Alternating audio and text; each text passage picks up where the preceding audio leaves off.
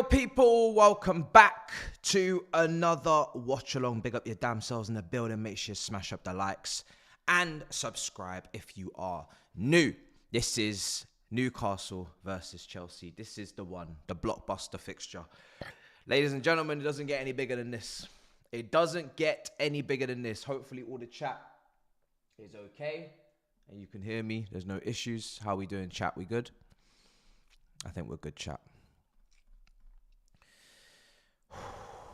Guys, this is the one. This is the one. How do we feel? How do we feel, chat? Because really, this one here, this one's the one. This is like I feel like the consequences for draw, win, loss, everything's very clear. Especially because Aston Villa won yesterday. I think a lot of people, including myself, was expecting Aston Villa to drop points. It didn't happen. I didn't watch the game, but it didn't happen. They beat Bournemouth. I saw that they went down to 10 men for a little bit as well. I think most of us are assuming that Nottingham Forest are going to beat Leicester at 2 o'clock. As well, we should. And obviously, we're level on points with Newcastle. And they go to Arsenal, I think, next week, and then they finish the season off with a home game against Everton. I'd like to expect in my head that they'll beat Everton at home. Arsenal away, I don't know. I have no idea what that could be anything. It really depends on Arsenal. But this City. Look, City dropping points. I'll be honest, not relevant to us. Not relevant to us. City are 100% getting top 5.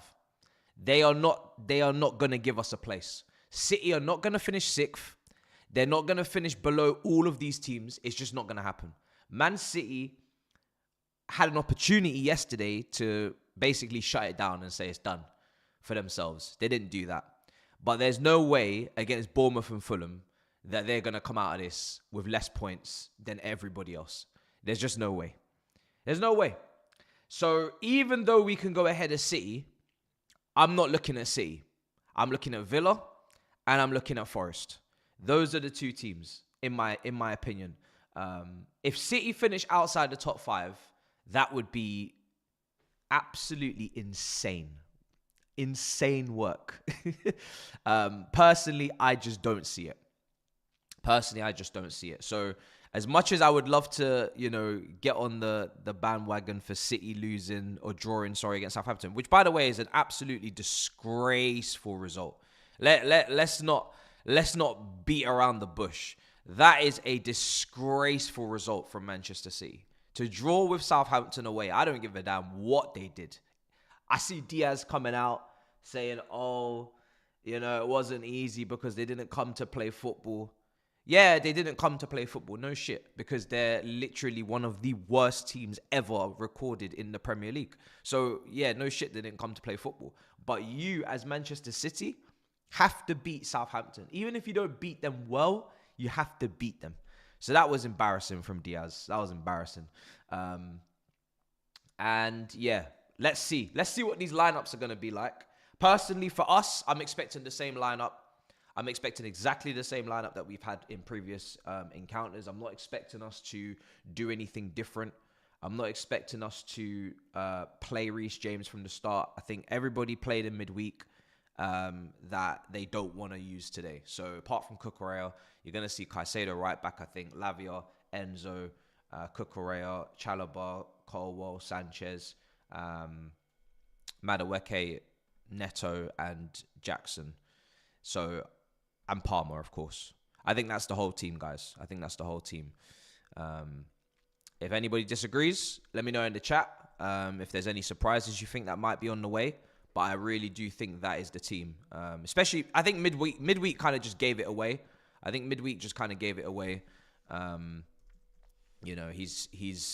He's settled on that. I think he's very happy with the performances recently. I'm definitely happy with the last 2 games personally. So I wouldn't change anything just because I think we've been playing well. Defensively, we haven't conceded many chances, especially Liverpool. with their attack. You'd think, okay, maybe they're going to have more clear-cut open play chances. They didn't really have anything. They just had the crosses for Nunez and Van Dijk in the corner that they scored. Outside of that, Jota didn't get a sniff. Salah didn't get a sniff in open play. None of them really got too much, to be honest. So why change that? If it's worked, then may as well keep it the same. So that's what I'm kind of expecting. Let me just actually make that adjustment. Okay, cool. Right, so that's that. Nonny's a baller. Pray you lose. Nonny has skills. There's a conversation for Nonny today, is there? You cool with a draw today? I am cool with a draw. I just want to say that from the outset. If we were to get a draw, I do consider that a good result, personally. I know people will maybe looking at second and can we finish second? I just want top 5. I just want top 5. You've heard me say the phrase walk before you can run many times. Yes, second is opening up. Yes, third is opening up. But to me, it doesn't really change anything. To be honest, I don't really mind. Look, it wasn't so long ago that the chat and my comments on reviews are killing me because I'm not saying enough on Maresca, and I'm not saying what they want me to say on Maresca, which is the manager's not good enough. He needs to be sacked. He's underperforming. And now if we finish second, and it's literally just a couple of points between second and 7th, that whole narrative is 100% guaranteed to change. And he's hailed almost as the best thing since sliced bread. That is not that is a level of drastic change that I'm not comfortable with. And this is why I don't subscribe to second and third, because how can second and third be just a couple of points away from 7th? And we all know 7th is a disaster, and a lot of people want the manager out. But second is the best position we finished in since our title winning season under Conte. Like that level of drama is just too much for me to get my head around. Get top 5. The points will be probably roughly the same regardless, which is slightly more than Poch. And then we move. We move into next season. So yeah, that's how I see that situation. I think right now we're currently on 63 points, exactly what we had last season. We have the opportunity to maybe do like a 67, 66, 69, depending on what we do. Maybe even into the 70s, which would be my target. My target was to get into the 70s. If we can do that, that would be mad, considering the form prior to these wins. But hey, I don't really mind at this point. I just want to make top 5. It doesn't really matter which position too much right now. Let's see. But how is everybody feeling? Let me run a poll. Let me get a poll up. How is everybody feeling? Nervous? Let me know in the chat. Gonna go through your comments in just a second. When do the lineups drop as well? I know I ask this every single week. Like I should, yeah. It's dropping in a minute, so this is gonna be funny. Hopefully, I don't think the lineup should be too much, guys. It shouldn't really sway anybody's emotions. So I'm gonna just put the poll up because really the lineup should be pretty much a bit nervy. Yeah, very nervous. Do you know why? Because everybody knows this is actually the toughest game. Like Liverpool last week. Like it's on paper meant to be tougher because they've won the league, but we all know that Liverpool mentally just came in there with the job done, and they're away from home. I feel like if we'd played Liverpool at Anfield and they'd wrapped it up already, maybe there would have been a bit more nerves because in front of their own crowd, they don't want to lose, they don't want to, disgrace themselves. But they were traveling away. They're in London. We said to them plenty of times, there's plenty of bars, there's plenty of pubs, there's plenty of sites to see Liverpool players and fans. You don't need to come here on some sort of Mission Impossible shit. Just go and enjoy London. Go and enjoy the festivities, the wonderful delicacies that we have to offer. Take that shit to Anfield, different story. You know what I mean? And Arsenal, I think, will find that out later today. And obviously the mob, Big Six, we will be there. And on time, because there's a lovely gap that is between our fixtures. This is the kind of gap that I need to get there. It's beautiful. All right, cool. Let's see what's going on here. I think the lineups are out. 1 second. And it's exactly as read earlier. So lineup for Chelsea is, as I just said, so very predictable, very expected, which is good, because at least we know what the manager's trying to do. We know exactly where everybody's going to play. No shocks, no surprises. It is exactly as read earlier. But in case you need a reminder, it is Sanchez in goal. It is I'm just typing out Achimpong on the bench. But it is Caicedo, Chalobah, Colwell, Cucurella, Lavia, Enzo, Neto, Palmer, Madueke on the left wing, Jackson up front. Gusto is on the bench with Achimpong, Badiashile, Tosin on the bench, Jorgensen on the bench, James is on the bench, 3 right backs on the bench. Sancho is on the bench with Dewsbury Hall and George all on the bench. So that is basically everyone. The only person I think we have injured right now that I can think of off the top of my head is Wesley Fofana and Christopher Nkunku as well, actually. Actually, I don't know if he's injured. He might actually just be left out, to be honest. I'm not sure about him. Is he injured? I think he's... I don't know. I think he might... To be honest, we all know he's leaving anyway, so I'm more than in favour of just not involving him because he's not mentally here with us. And we need everybody. I said it a few weeks ago. If you're not mentally here with us, then you need to go and sit on the sidelines behind the bench, because we can't have anybody coming into these games that's not mentally with us. This is far too pressurized, way too important. There's Jordan kit deals on the line. There's money on the line. There's status on the line. There's transfer windows on the line. There's wages on the line for these players that want an extra 20% bump. There's so much on the line, and we ain't got time for it. We ain't got time for foolishness. Now for Newcastle, I hate it when clubs do this. You already know. They've gone and done it in the order of their numbers, but I'm going to do it. I'm going to read it out. Pope's in goal. Livramento, Shaw, Fabian Shaw, Botman, Byrne. That's the back 4. Midfield, we have Tonali. Bruno Guimaraes, captain. And this is a strange one. Let me just skip it. Barnes is on the wing with Gordon and Isak. And then we have Murphy. So I think Murphy's playing in a midfield 3, which I'm not really used to him doing.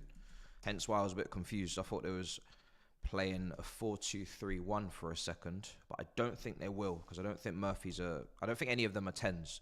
So what I think we're going to get is...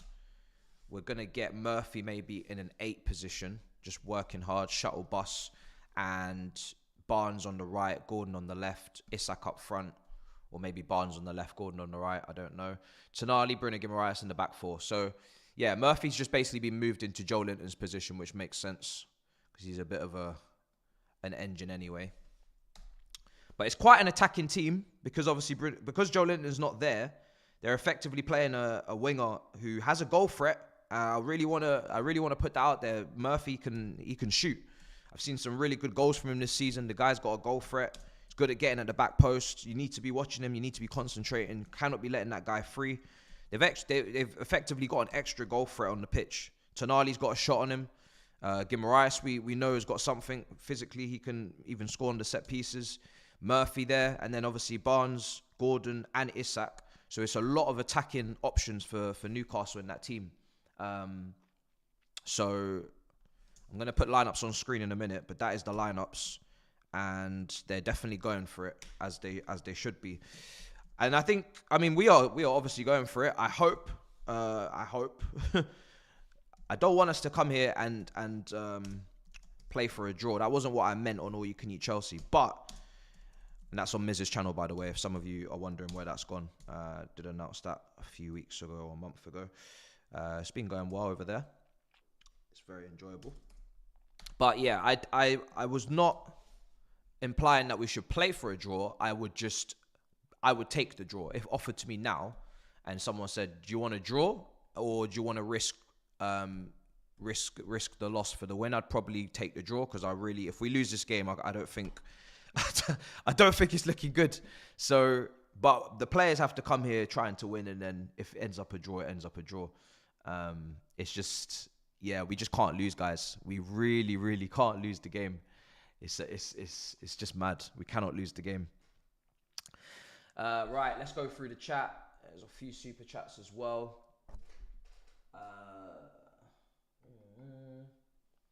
I'm actually going to just move this here for a second. But we have everything done. Not me. He lost me after the Everton game. He's a fraud. Yeah, I know that, you Assad. I know you're not changing your mind. The amount of comments you've been leaving me about this manager over the last few months is absolutely insane. Look, my opinion, I feel, has been pretty consistent. I'm all on the directors. I'm all on the directors. When I didn't go to the protest, some of the chat was killing me. Why weren't you at the Blues Co-out protest? Now there's no talk of any protest. I haven't heard anything about a protest. This is what I was saying when I made my video about getting real about Chelsea Football Club. And that wasn't just about getting real about Chelsea Football Club. That was about getting real about Chelsea fans of Chelsea Football Club. And I made it very clear in that video that whether you like it or not, a good strong 95+% of this fan base will not be saying anything about Blues Co if we are winning games. And that is what I said. And Lord and behold, I'm here a few months later and I haven't heard a peep. And that is not to say that it's not an issue. And that is not to say that, they are off the hook or we shouldn't be talking about the problems. But it's the point being that people are not serious. Because if you're going to run a protest and you're going to run a mission, you have to run that mission regardless of results. You have to be consistent, because right now they could look down on the fan base and say, look, see what I mean? Couple wins and they're not even interested in us anymore. And that is the facts of the matter. And that is what I said. What I will continue to say is the directors, regardless of the results, they will be still in a bit of bother. And for me, I would still let them go and bring in Campos. It doesn't matter if we finish top 4. It doesn't matter if we miss out. I would bring in Campos and I would move these directors on. So I'm being consistent. But the problem is that this is human nature. People don't stay the course, or they're not focused on what they think they truly believe in. And that is why I wasn't committed to it. And I sat my ass home and I said, listen, I wasn't going to that game anyway. I'm not going to go out there, stand out there with and put my face on something which I know you lot are not serious about. And personally, like I said, if we change the directors, I think we'd be in a much better position, even under the ownership's restraints, even with their issues. So I've been very consistent, very, very consistent. A lot of people have been screaming this. They're not talking about it.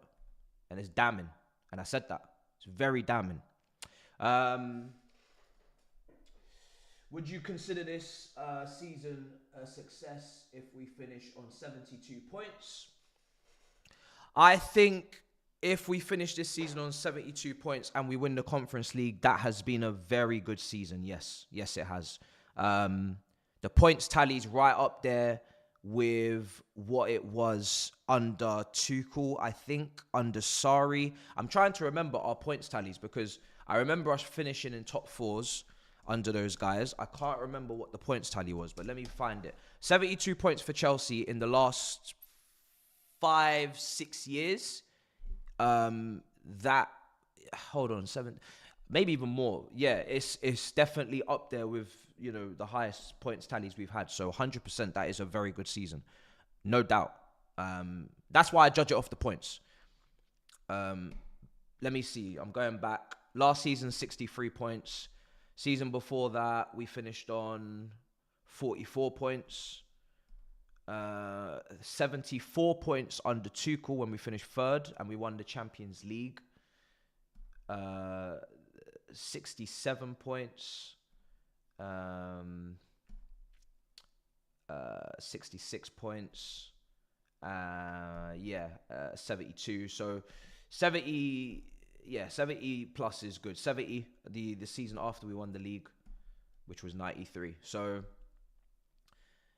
sorry, 60. It was 67 when we won the Champions League, and then the season after was 74, which was Tuchel's last season. Obviously, that was the season the whole, ownership stuff started happening. So, 72 is bang on the money. That is a good Champions League team. That is a team that finishes in the Champions League, and they deserve to be in the Champions League. You don't ever finish outside the Champions League spots with 72 points, unless something absolutely insane has happened. That doesn't happen. So, 70 plus is always good. 80 plus is always title challenging talk, and 90 plus is title winners, unless you're incredibly unlucky like Liverpool were. And that's kind of how I always break it up. I think it's very easy to break it up. Like I said, 90 for titles, 80s plus for title challenges, 70 plus for Champions League, 60 plus for European, I don't know what I'm getting, I might leave with nothing. 50s is an absolute insult to the entire institution.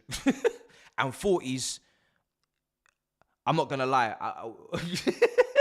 40s we might have to pull up. And 30s, hey, we going down.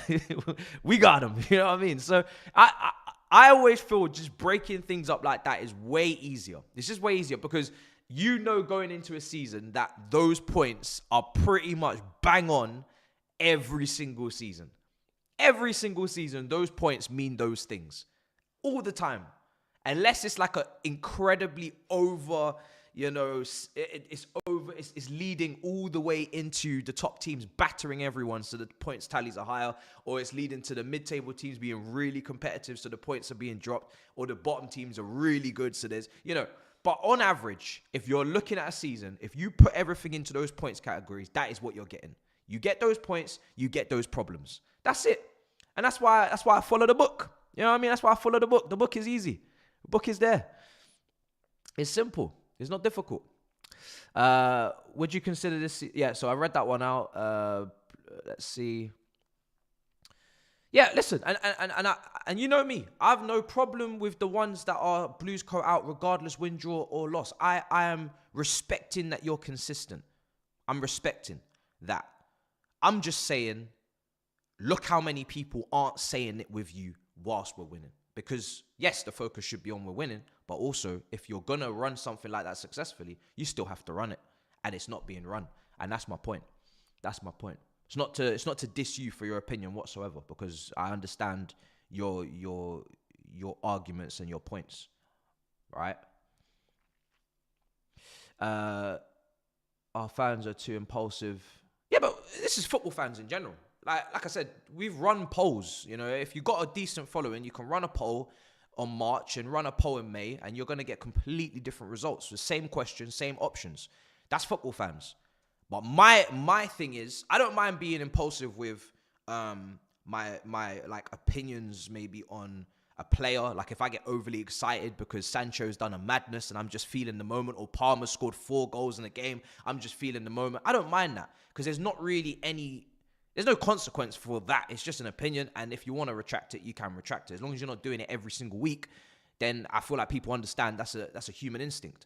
But if I'm going to start doing protests and taking people out of their homes and taking time out of their day for a cause that I'm not serious about because I know after a few wins, we're not going to run this, that's just irresponsible as a content creator. So I'm just not going to do that. I'm just not going to do it. It's not going to happen. I'll take the criticism whilst it was going on in March or February because I already knew what it was. Let's see.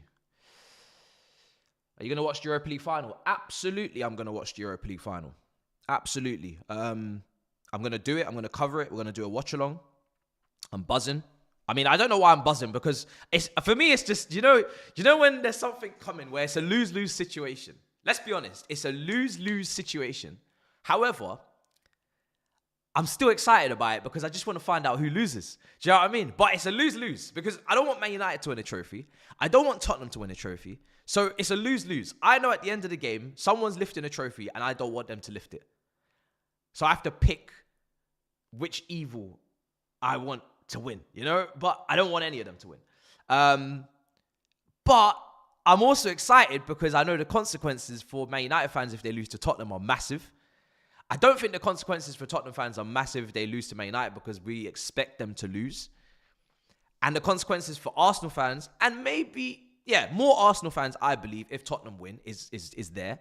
I don't know if the consequences for Chelsea fans is as big if Tottenham win because we've won 2 Europa Leagues. They can't chat to us, but we don't want them to win anything, so the consequences are still there, just not as much as Arsenal.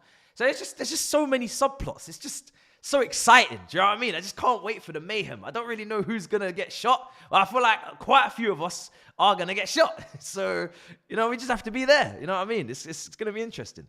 So when people ask me, I'm not supporting Manchester United because I will never support Man United. They've caused me too much pain. Them 3 titles on the back-to-back when we were, after doing our 2, Moscow, just Man United in general. Like, you just don't support Man United. However, I would prefer Man United to win. Yes, if I had to pick poison, this is the one I would drink. I would drink that poison. I don't want to drink the poison. I'm not supporting that poison, but I will drink it if I have to pick, which I do. But it's like a ratio of like a 60-40. You know, it's not like, oh yeah, glory. Yeah, no, it's not.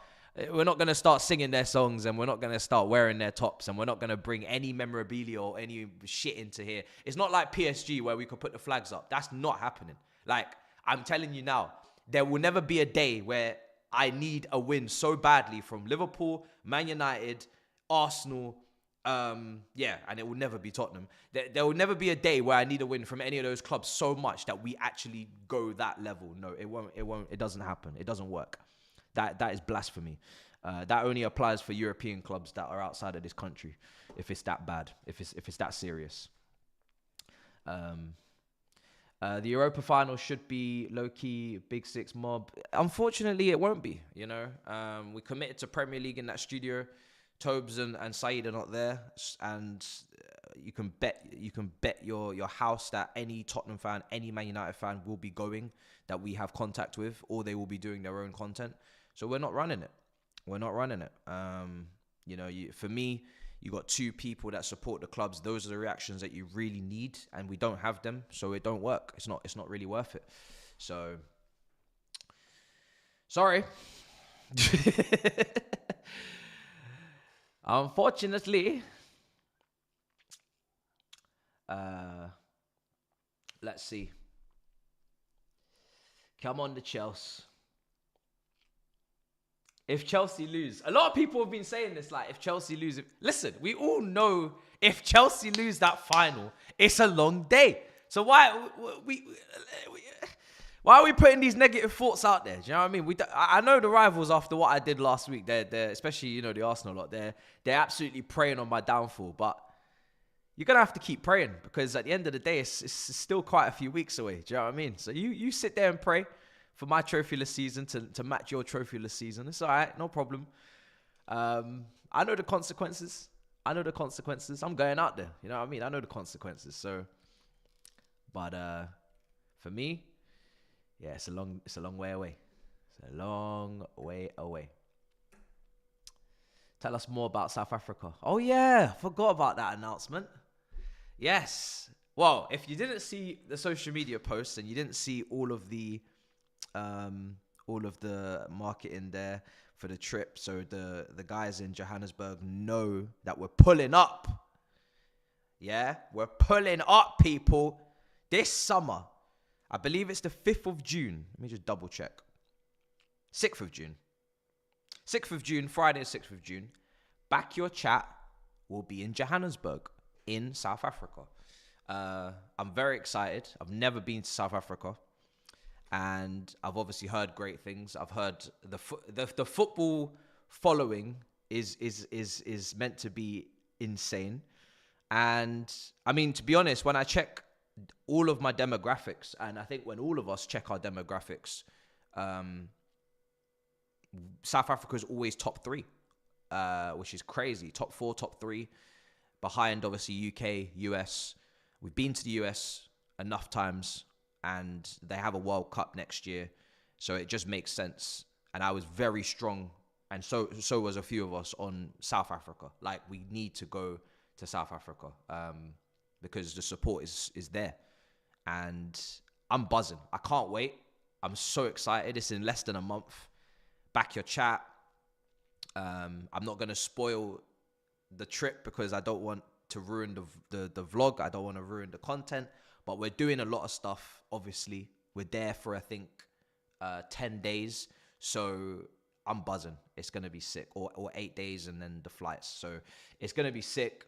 And yeah, if they want to tell you more on the Big Six, I don't know, then I'll leave it for the Big Six when I'm on there, maybe.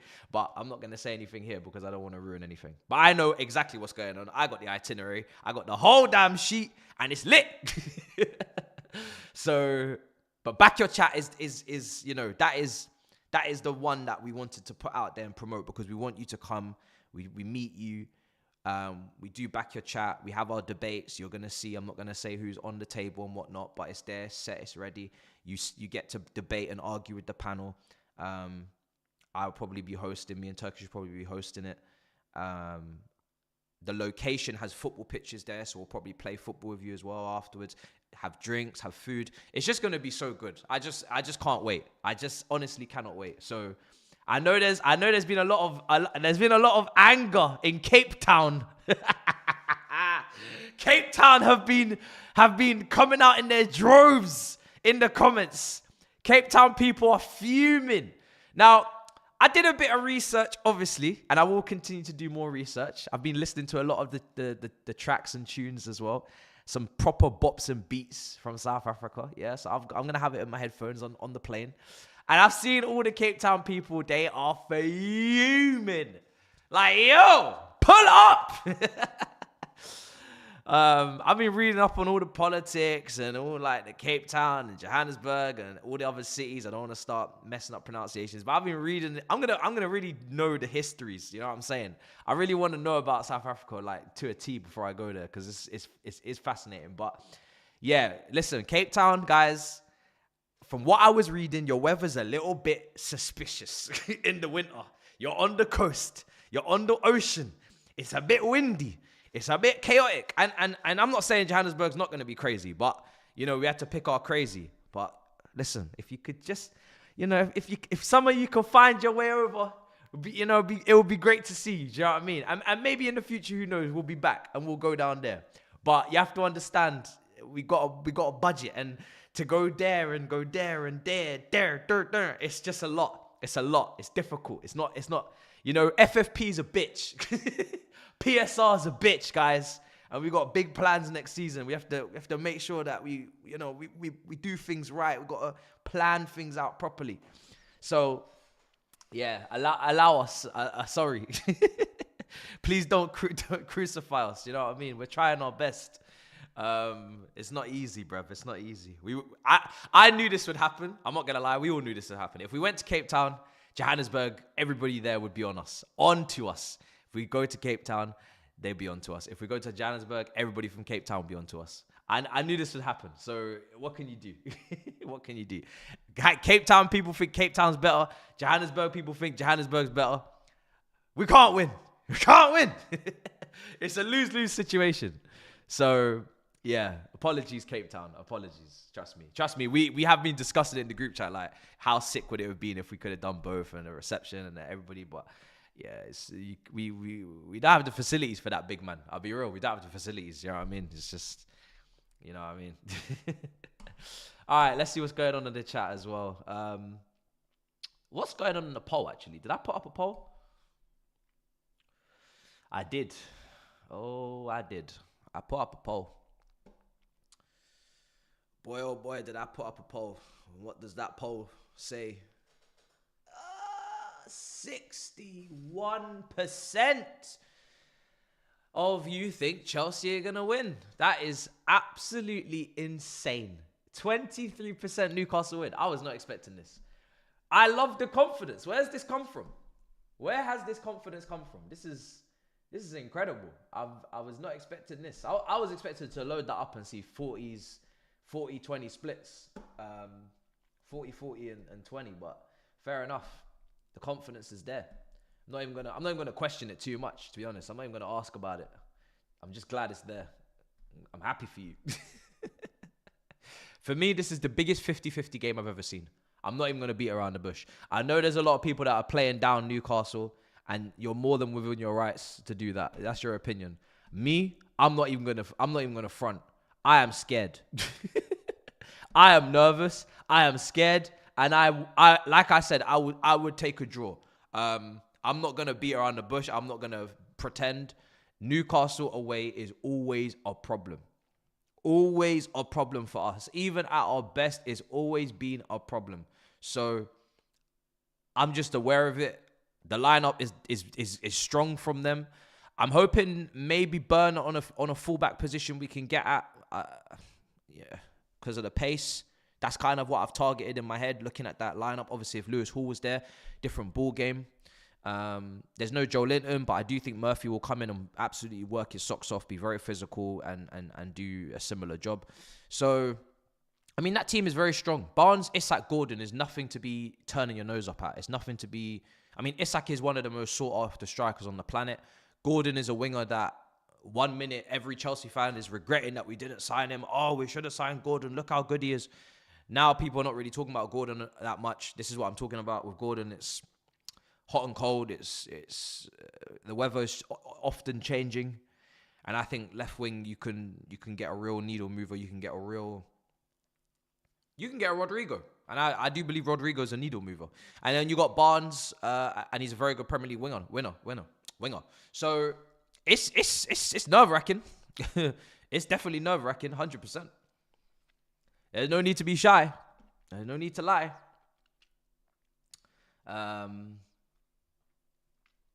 So yeah, let's see. It's stressful times.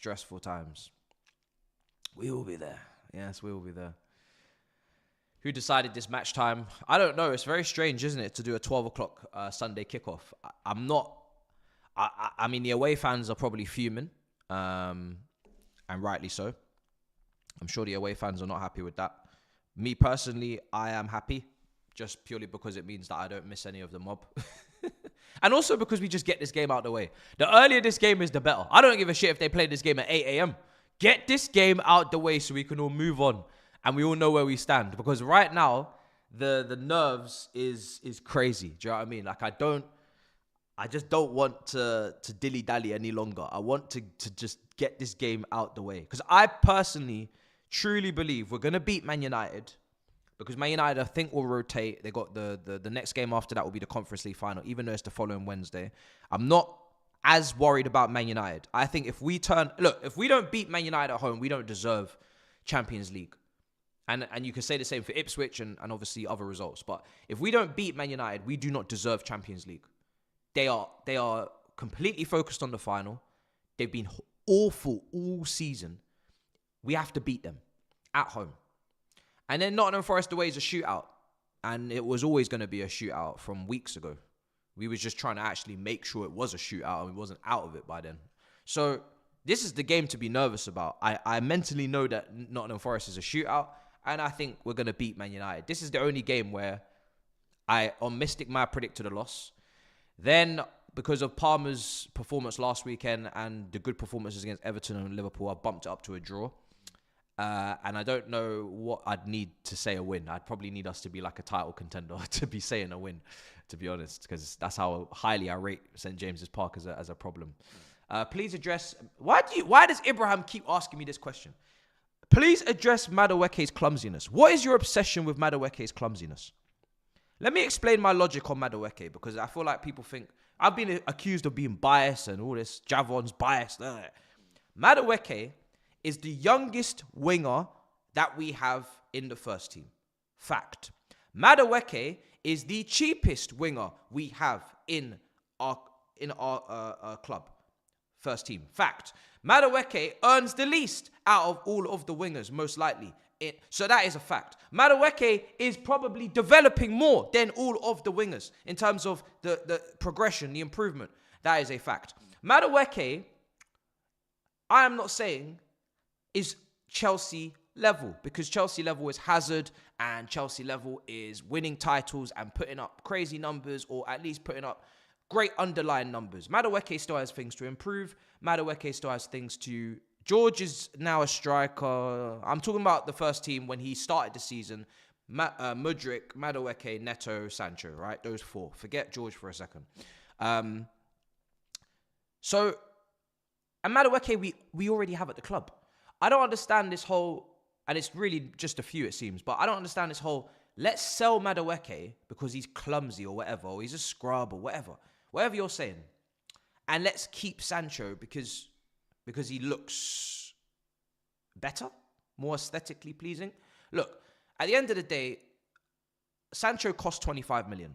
Sancho makes minimum on the wage 150k, 160, 70, 80k a week. He is not worth that. When we look at our wage structure and who sits at the top end, under these directors, not under Todd Boehly, not Sterling, not Fofana, not Chilwell, not Kepa, the new wage structure, Sancho does not deserve to be at the top end of that wage structure. You cannot be here trying to negotiate Osimhen wages, which would actually be worth it because it's something we lack. Even if you don't rate him highly, you could admit we need a striker, we need someone in the air, he presses, he runs channels, there's pros. I'm not going to sit here and negotiate an Osimhen contract and then negotiate a Sancho contract on our wage structure. I'm just not going to do it because Sancho is not consistent. He's not had a consistent season. I wish he had. I wish Sancho had absolutely ripped it up. I wish Sancho had come in here and nailed down left wing, but he hasn't. Even Madueke in the last couple of weeks has gone on the left wing and people are considering him as a left winger because he cuts in, he takes people on, he goes both ways. He can play in isolation on a counter because he doesn't need 3-4 bodies around him. The point is Sancho has not come in and locked that position down to a level where I believe we need to purchase him permanently. I have dreams. I have aspirations. And I want needle movers. I want someone that comes in here and is a massive upgrade on the starting 11. And Sancho has not shown to be a massive upgrade on the starting 11. He hasn't. He's a squad player. If you go and get me a Rodrigo, if we had got a Kvaratskhelia in January, if you go and get even a Barcola, that feels like a needle mover. That feels like more of an upgrade on the starting 11. And that is what I think we should be aiming for if we make Champions League. If we don't and we get Europa League or we get Conference League, then maybe you can talk about keeping Sancho because you can't attract better. But if you can attract better, why wouldn't you? Why wouldn't you? We need a winger that shoots. He doesn't shoot enough. He doesn't score enough. Fact. We need a winger that can go past players, especially in isolation, just in case we want to transition or we need to change our game plan. He doesn't do that. He needs to combine and connect.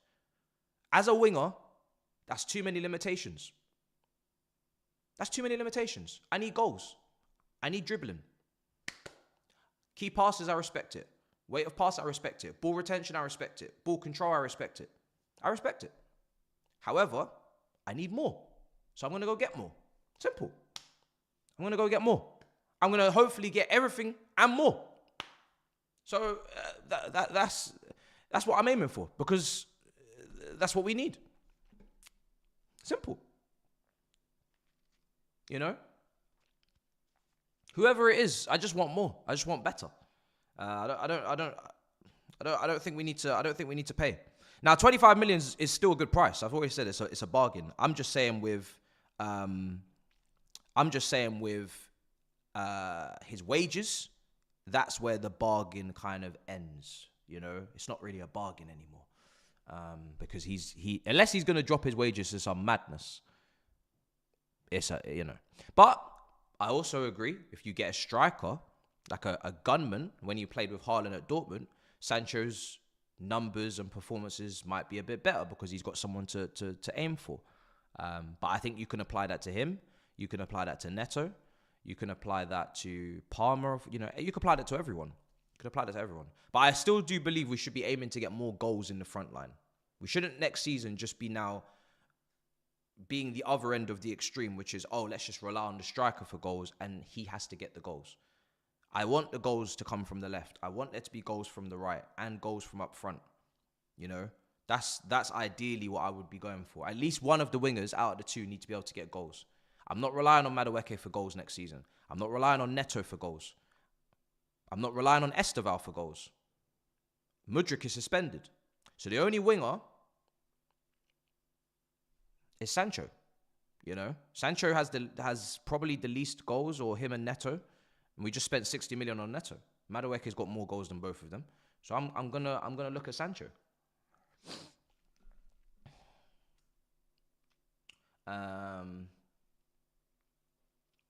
Let's see. No, I don't want Garnacho.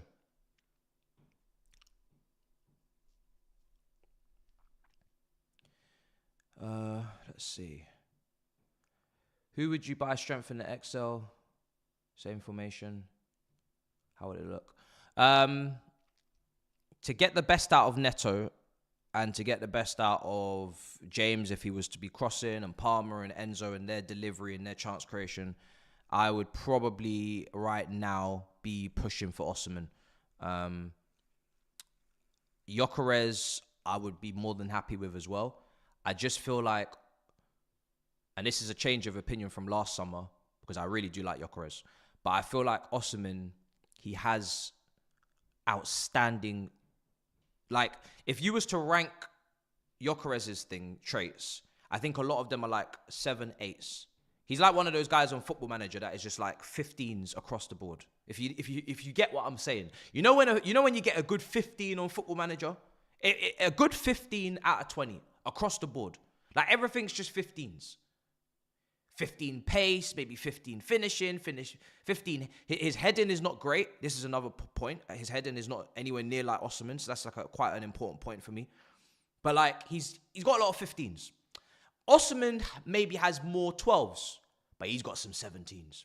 Oh boy, has he got some 18s. You know, Osimhen's got some outstanding attributes that not many strikers have. He's got some things that I'm concerned about, but he's got some outstanding things. So I'm kind of going more with him because his aerial ability is just ridiculous. And by the way, I'm not talking about wages because he has to bring his wages down. Like, if he doesn't bring his wages down, we're not getting him. I'm just talking about from a player standpoint. If you can get good crosses into the box, Osimhen is eating. He's eating. And that's such a lovely option to have for us because we already play some decent football when we're at our best, or we can do all that. But if we need to just put the ball in the box, like we did with Drogba, like we did with Costa, it is nice to know that not everything has to be so perfect. It just gives us unpredictability. And it opens up space because it's now like, hey, if you let us cross this ball and we cross this ball well, you're actually going to have problems defending this guy. But if you close down the cross, that's no problem. Let me just slip it into Esteval. Let me just slip it into Palmer. You know what I mean? And Osimhen just kind of just stays in that box, patrols the defenders, and we just play around him. So we can play around him or we can go to him. And yeah, I just feel like it would be a nice way of balancing out Chelsea as to not always need to go ball to feet or ball in behind. Like, we can actually go aerial. We can actually maybe score more on set pieces. We can actually defend set pieces better because he can now defend at the near post like a Drogba did as well. Free man, you're not marking anyone, but you're attacking the ball. I just feel like there's so many plus points that I'll take the gamble. I'm not saying there's no gamble. The only striker for me that there's no gamble is Isak. Isak's the only striker where you're not gambling. You know exactly what you're getting. The quality is too clear, but we're not getting Isak. So I would gamble on Osimhen. If we don't get Osimhen, then yeah, who else is there? Maybe it would have to be Gyökeres, and then after that, it's probably just young players. You know, a lot of young players. Trying to think. I mean, realistic people that are actually moving. It's probably just young players. You know, so Isak gamble his injury. I don't know. I think Isak's over. I think he's over his injuries. He seems to be over his injuries now. He's not been injured this season. He's been pretty calm, pretty cool. Yeah, Sesko, Delap, Ikiteke, all these guys are just young strikers.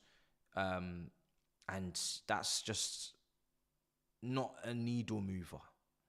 That's investment, potential, top 4, good competition for Jackson, inconsistent, sometimes maybe good, sometimes maybe shit. Over the couple of years, they'll get better. Cool, we might have solved our issue. But if I'm talking about next season, attacking it for majors, personally, I'm looking at Osimhen Gyökeres. Because I know I can put pressure on those people. I know if Gyökeres signs for Chelsea, he's holding up the shirt, we're doing the breaking news, everybody's losing their shit, everybody's going off. Ah, yeah!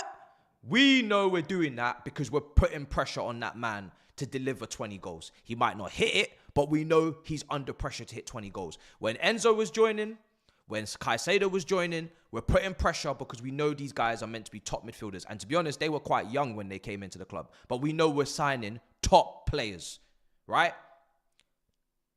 When someone's coming in and they're Delap or they're a Sesko, you have to tone it down. You have to tone your voice down. You have to whisper. You have to. You can shout if you want, but you really should whisper because it's only fair. Sesko coming from Bundesliga. Oh, have we not been bit by that many times? But he looks like a different type of Bundesliga player. He's a bit more physical, etc. So I'm not writing him off, but you have to tone your voice down. But when you're signing a player who has achieved shit, won shit, no matter what league, scored goals, got a bit of experience under their belt, been there, done it, played Champions League, yes, you're under pressure. And then if you're unsure about the manager, that allows you to put more pressure on the manager because now the manager has got a striker that's known for scoring, that, you know, has some sort of reputation. So everybody just gets to, you know, we get to kind of judge things with a bit clearer lenses. It's very difficult to judge a manager with sometimes the most big chances missed in the league or more chances missed than anyone but Leicester. And you're relying on developing strikers who not only are they still learning and developing, but they're also dealing with the pressure for the first time. And it's maybe getting into their head or they're trying to deal with the social media backlash. You have to get to know them as a person day to day. You got to cuddle them and look after them. And we're judging the rookie manager on having to look after babies. Well, then we have to lower our expectations with the manager. Give the manager gunman. Give the manager experience. Give the manager a man that wants to make big money. Okay, you want to make 250k a week? You better score 20 goals. If not, we have a problem. Simple. It just simplifies life. I saw Guirassi's new. I saw Guirassi's new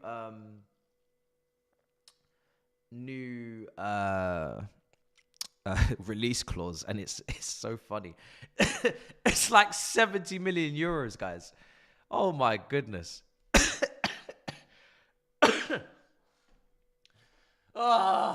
70 million euros. You got to be taking a piss. You've got to be taking a piss. Like, this guy was available for 15 million, 17 million, 70 million euros. You can't even pay that just out of embarrassment. You know when someone, it's like buying a Freddo for 30p and then you see the Freddo's £1.20. £1.20, you could still put that down on a Freddo, but it's insulting. It's just a little bit embarrassing. So we have to keep it stepping.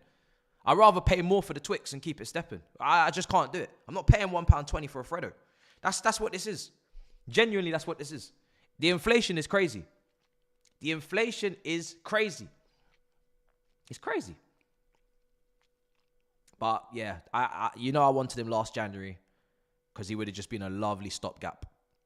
And that might be disrespectful because maybe he wouldn't have been a stopgap. But that was the plan in my head. Stopgap. Minimum stopgap. Minimum Loic Remy. Minimum Demba Ba. Minimum stopgap. See, sometimes, guys, I do have good ideas. I know people would like to have you believe that I don't have good ideas and they keep bringing up my L's. But I sometimes got some decent ideas, guys. And that Guirassy 17 million is a good idea. It's a good idea. You know what I mean? It's not bad. It's not bad. It's not bad. How many goals would Guirassy have scored more than Jackson this season with the chances we created? Let me know in the chat. Premier League, Guirassy starts 30 games, maybe like 5 off the bench, whatever. How many goals would Guirassy have scored in the Premier League? Just put a number in the chat.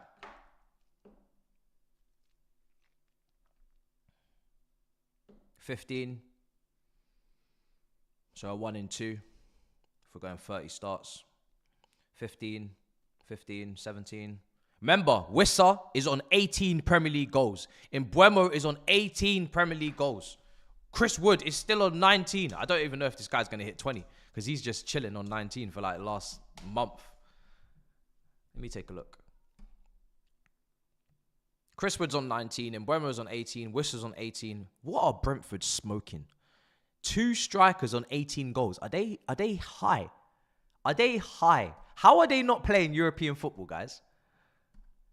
I would feel sick to my stomach if I was a Brentford fan and we had 2 strikers putting up 18 goals apiece and you're not playing some form of European football next season, not even a Conference League.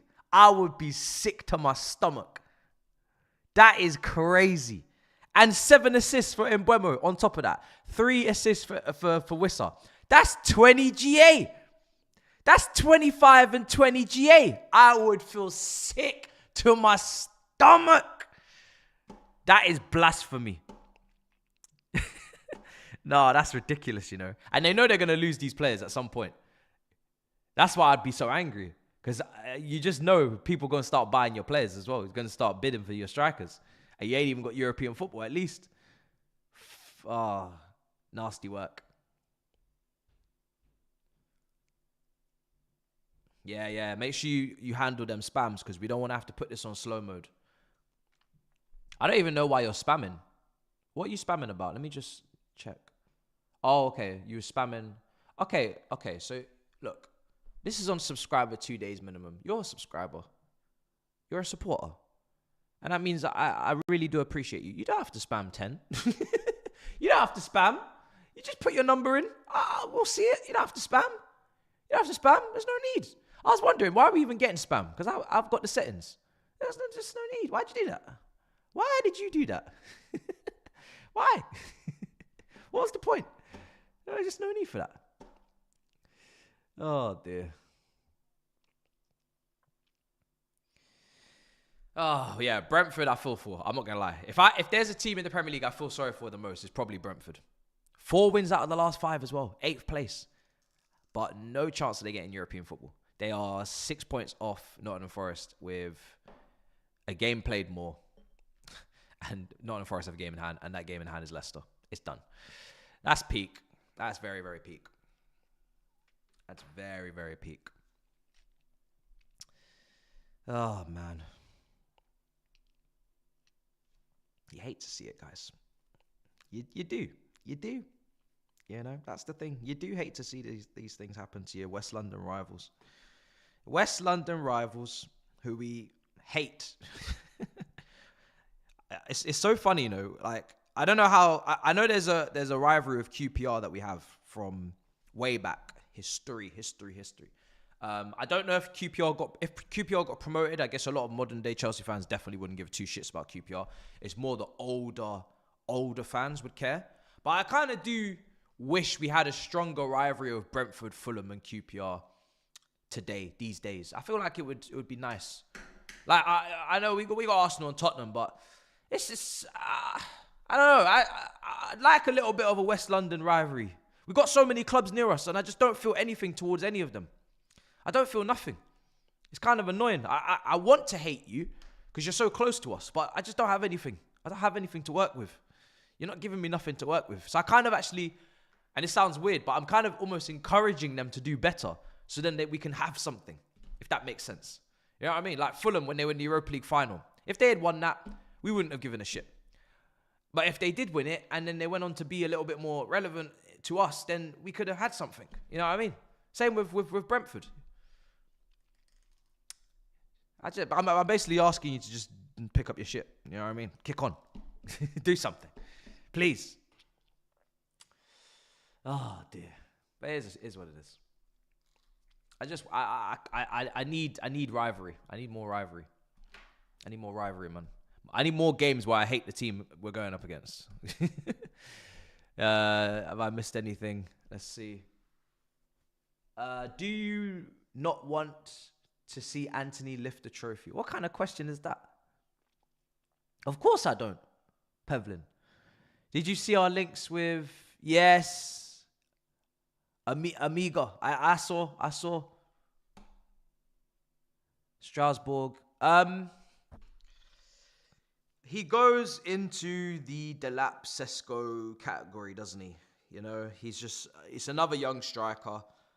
I'm not trying to be... I'm not going to be disrespectful. I've already learnt my lesson. You know, I didn't want Duran. I didn't want Samuel Marodion. I'm not... You know, we don't know how they would have done here, but they definitely look like they had something, right? They have potential, and they definitely would have helped us this season. And I'm sure this guy will help us next season. Delap would help us. Sesko would help us. And the reason why they would all help us is purely because we just need a striker. We don't have enough strikers. We only have Jackson. Gu is 18 years old. He's very young, still raw, in my opinion. So you just need... It's competition. All of these guys equal competition for Jackson. Maybe starters, maybe they underwhelm us and they become super subs. I don't know. But, so that means they all improve us. But I'm just trying to improve us as much as possible. So these guys, I don't know if they can help us challenge for a league. I think that's a lot of pressure to put on them. That's the kind of pressure you put on Diego Costa when he comes through the door, you know? Because you saw what he did at Atletico Madrid. That's the kind of pressure you put on the names I gave earlier. I don't mind putting that pressure on them. These guys, I won't put that pressure on them. I just won't. Because I can't. If they do that, that's a bonus. But I can't put that pressure on them. Because it's just not fair. It's not fair. Have you seen that Arsenal's... We got second trophy... that became we beat Real Madrid trophy has now become we got a Zubimendi trophy, shameless club. I did see the Zubimendi announcement actually, yesterday morning, which is funny because it went so quiet for a second. I thought it might actually not happen. Look, if they're going to... I mean, listen, Zubimendi's a good player. He sounds like a party replacement, which is interesting because I thought he was going to get a new deal, but now it seems like he's not. If he's going to get a new deal... and they're going to have him as backup to Zubimendi, then, okay, you're just kind of replacing what you already have in the team. Is it a needle mover? No. They already have it. They're going to replace it with someone younger, which is a good thing to do. But we all know what needle movers are for them. Left wing, striker. And potentially another 8. And an attack-minded midfielder. A proper dictator, ball-dominant, in between the lines, gets goals, chances created, does more than Odegaard did this year. Those are your 3 needle movers. You sign top players in those 3 positions, and we're all thinking, fuck. We're all thinking, okay, now Chelsea fans in particular will be changing their targets. Because if you put those 3 players on the table, for instance, Rodrigo left wing, Osimhen up front, or Gyökeres, and in midfield, you go and sign, let me think, an 8 in between the lines. Let's not even do too much. Even an Eze. Even an Eze for the left attacking 8 position. And Odegaard is a bit deeper because he wants to go and play these simple short 5-yarders and do next to Rice. Those 3 signings, and you think my chat are still talking about the players we've been talking about? Oh, hell no. Because now you understand... there's a realistic possibility that Arsenal could win the league. And as a Chelsea fan, you're going to act accordingly. And you're going to think, actually, hold on a second. You think, and this is what I love. It's reactionary. I'm trying to be proactive, but this is reactionary. This is football. Arsenal signed Rodrigo. Picture that. Arsenal signed Rodrigo. They back it up with Osimhen the next day. Chelsea come in, Quendes... 2026, 50 million Sporting Lisbon.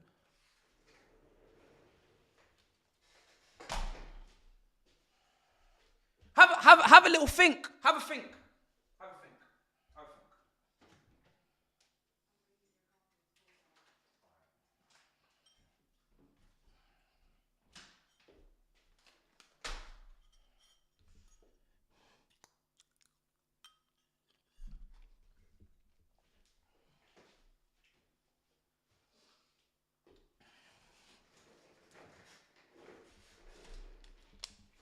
You done thinking? You done thinking? Or you need more time to think about it? The only reason why people are able to put up with the extremism and be patient for 2030 as much as they are is because the clubs around us have not been handling their business.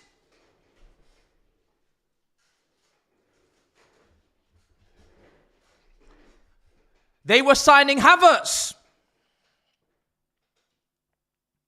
They were signing fucking Gundogan. They were signing Chiesa.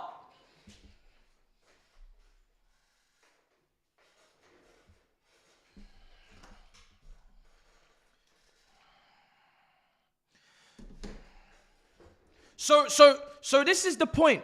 Sterling on loan. This is the point. You can either be proactive or you can be reactive. My opinions are still the same. We need some top players. And you can even get the top players before the other clubs, or you can try and get them after the other clubs. But you're going to need them regardless, because our strategy is not the same as others' strategy. And if others sign the top players and we don't, we ain't winning. We ain't winning. Simple. The footballers are the footballers, and the players are the players, and the players are on the pitch. And Quendes is not ready to chat to Rodrigo. That's it. That's it.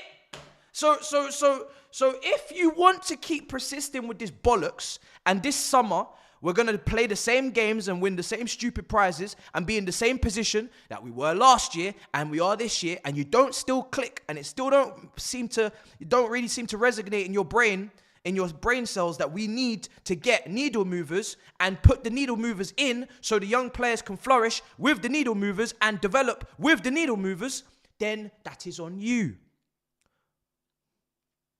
That is on you. Because there's going to be top players moving. So let's just see where they go. Let's just see where they go.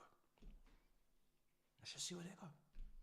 You know, it's so fortunate that other clubs have been pissing about. This league here, when was the last time you saw a league where the strikers were Jota, Havertz and Jesus? The only striker is Haaland, and then we have Jackson. When was the last time you saw title contenders at some point in the season? We were second. These are their strikers. Lord heavens. Lord heavens. This league, this season has a price to pay. Has a price to pay. It's crazy work.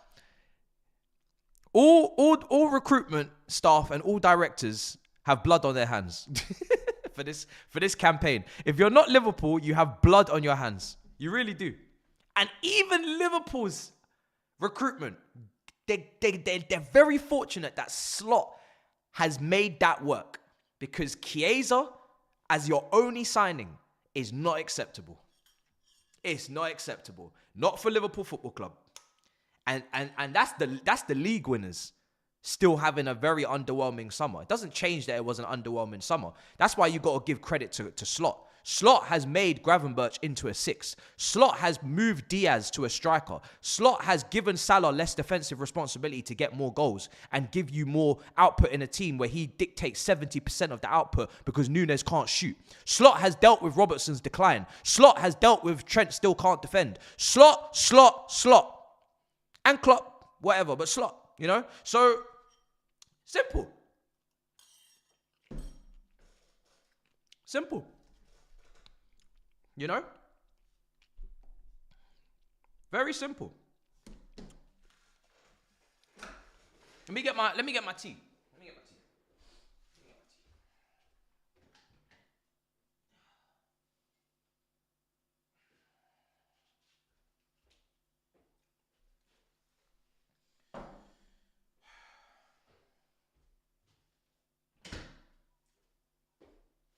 I'm gonna even call him out. Because we have the type of friendship where I can call him out, right? Alexander Goldberg.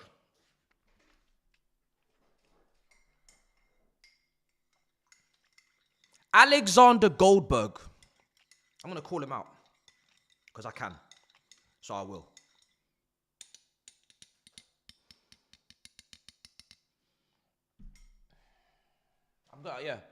Yeah, we're doing it, chat. So I remember some sort of tweet. Oh, if you don't want the lap at Chelsea, or if you don't rate the lap, you're delusional. You're crazy.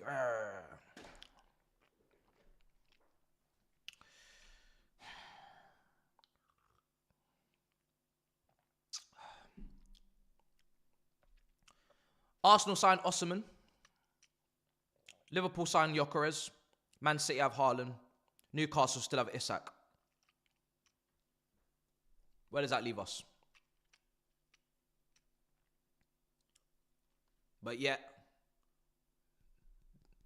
this is delusional. No, you're delusional. You, my friend, you're delusional.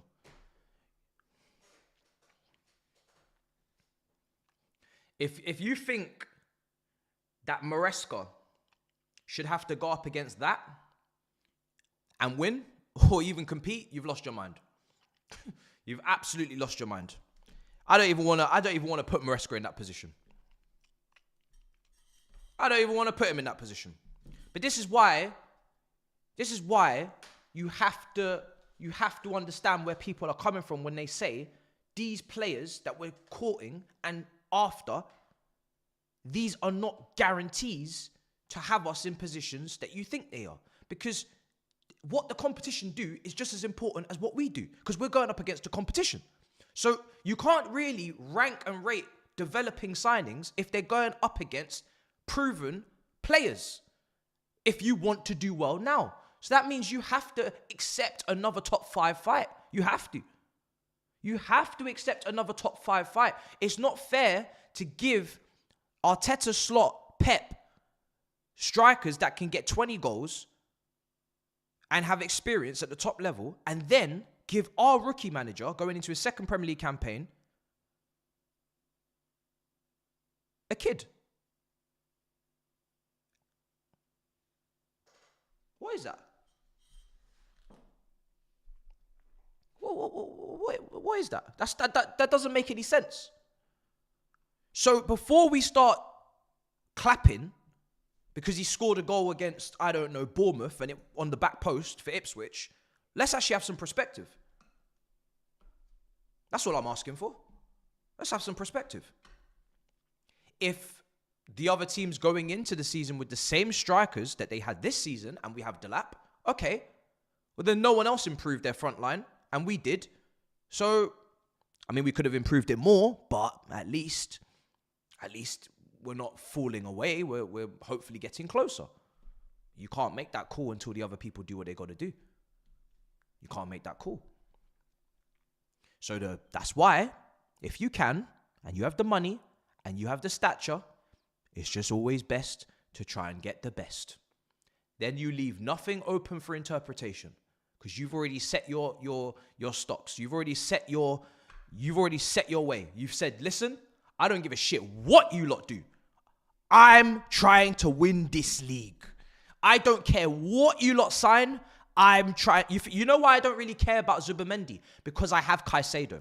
You know why I don't really care too much about Rice? I just give him his credit for Real Madrid, but I don't really care because I have Lavia. You know why I don't really care about Odegaard? Because I have Enzo. However, if I don't have a proper striker and others do, we gonna care. We gonna care. So that's why we need to get a proper striker. We need to get a proper striker. This applies for goalkeepers as well. It applies. For me, all I care about is putting us in a position where we can do some damage, people. I'd love to go into a season next season. We're not gassing, we're not lying, we really, really think we can win the league. Really think we can win the league. And we're not like crazy far away from being able to do that. But we just have to be serious. That's all it is. We have to be serious. Let's see what else is being said. Just run me Benzema. Is Benzema still playing football? I'm being so serious because that brother looked like he fell out of love with the game when he moved to Saudi. Like, he's just not enjoying himself over there whatsoever. Get Yokerez on the super chat. Don't point at me, bruv. I will, fam. Yeah? Oh, goodness gracious. Goodness gracious. Right. Also, it's Watch Along, sponsored by ProtonVPN. Now, I don't know if Turkish LDN has been telling you about ProtonVPN. I don't know, to be honest. Right? I'm not sure, personally. I'm not 100% sure if he's told you the lowdown on ProtonVPN. But ProtonVPN is sponsoring the Watch Along, right? And ProtonVPN is the reason why we can go to these away trips, why we can go and give you the vlogs, why we can give you the great content, because they're helping me out on these pieces of content. So make sure you're clicking the link in the description. If you need a VPN, accessible in over 6,500 servers in over 110 countries. If you need a way for secrecy, if you need a way to get around the web incognito, then ProtonVPN is the one for you, right? Much appreciated for the support as always. I don't know what Turkish LDN has been saying in his match reactions, like I said. But we here. We here. Okay? So appreciate them for the sponsorship on this watch along. QR codes on screen, link in description. I think link is pinned in chat as well. And for the rivals, I don't know what channel we're going to be on. So if you want to watch the Conference League final, I don't know what channel we're going to be on. I don't know if TNT has given us any time. I'm sure they are. Then get yourself sorted ahead of time. We're going to Poland, baby. We're going to Poland. Up the Chelsea indeed. Up the Chelsea indeed. Oh, have you watched GTA 6 trailer? Of course I've watched GTA 6 trailer. Of course I have. And I'm so excited. And I know you know this as a football channel. I know you know this as, you know, Premier League, Champions League, vlogs, soon to be back, pod. But this will be a gaming channel. Yeah. This will be a gaming channel. And we'll try to talk about football here and there. But this will be a gaming channel for as long as it takes me to complete that story. Okay? As long as it takes for me to complete that story, we will be there. That will be a very long live stream. And then once I've completed that story, it will be longer than League Honors. I don't know, I think he might have set the record for 14 hours or whatever it was. We will be there longer than 14 hours. We will be there as long as it takes. If it is taking, I don't know how long the story. Let me know in the chat, how long did it take to complete the GTA 5 story? What was a normal time length to complete that? Let me know in the chat, because that's how long the stream was going to be. That's how long the stream's going to be. 30 to 35. Fuck,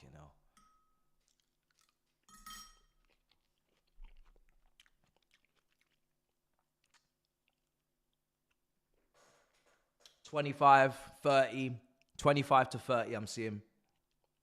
Okay.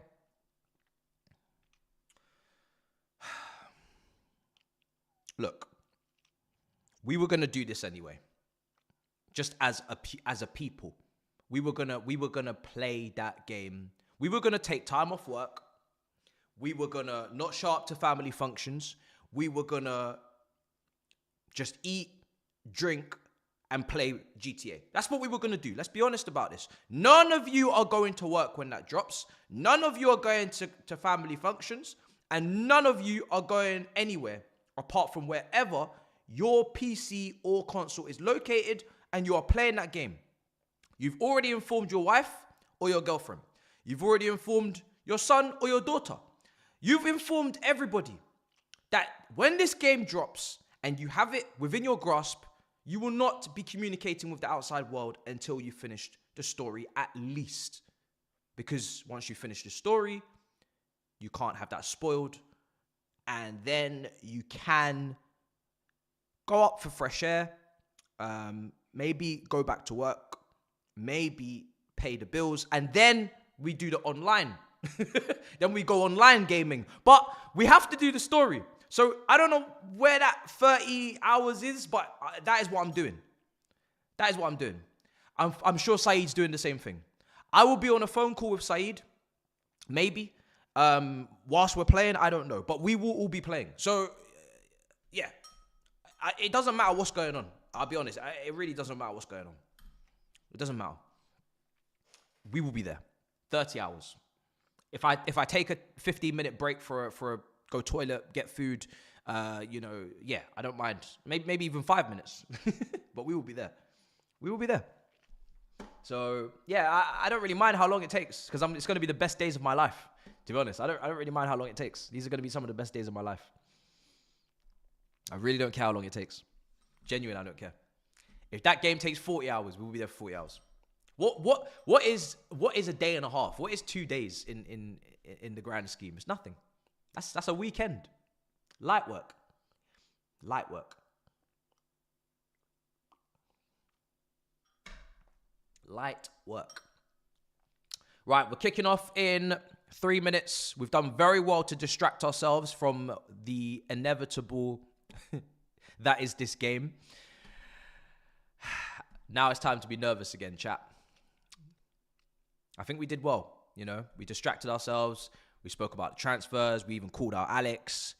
We spoke about GTA. We did all of that because we're absolutely bricking it. And we don't want to talk about this game. But the game is here. The time is going up. And this is the biggest game of our season. And it is. It is the biggest game of our season. It is. Sorry. This is the biggest game of our season, guys. More than you can believe. So, don't run. Do not run. What happened to Big Six pro clubs? Just didn't want to play the game anymore. Just didn't want to play it. It's not a great game. You know that. We know that. All of us know. We want to play it at the beginning because we missed the nostalgia of playing FIFA, playing football games. Like, that was heritage. That was our childhoods. FIFA 11, FIFA 12, FIFA 07, FIFA 08, Prevolution, World Cup editions, whatever. But after you play it for long enough, you think to yourself, game's gone. Game's gone. Will Chelsea be winning Prems in the future? Of course. Of course we'll be winning Prems in the future. Of course. I'm not ready. I'm not even going to... It's like the Conference League final. I'm not even going to compute or contemplate that I've already seen our last Premier League title. That is crazy. That's not happening. That is not happening. We're winning the Premier League. 100%. I don't know when. We're winning the Premier League. So you don't have to ask me that. What kind of question is that? Of course. What else would we be doing if we wasn't winning a Premier League? I don't understand. What else would we be doing if we wasn't winning a Prem? Of course we're going to win a Prem. Such a crazy question. Why would you ask that? Right, we're about to kick off.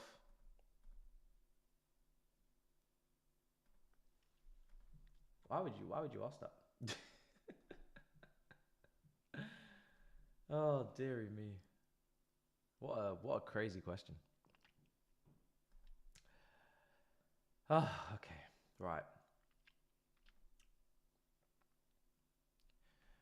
Chat.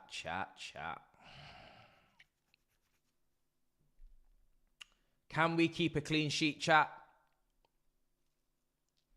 Can we keep a clean sheet? I'm going to close the poll. Do we have... I think it's safe to say we minimum need 2 goals today, right?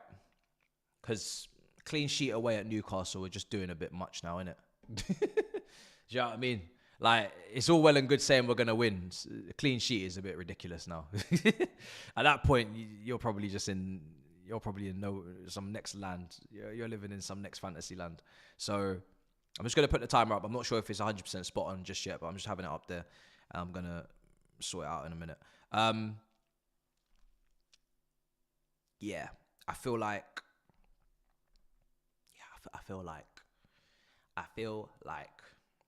we need to score 2 goals. We need to score 2 goals. Minimum. Absolute minimum. You got to get 2 goals.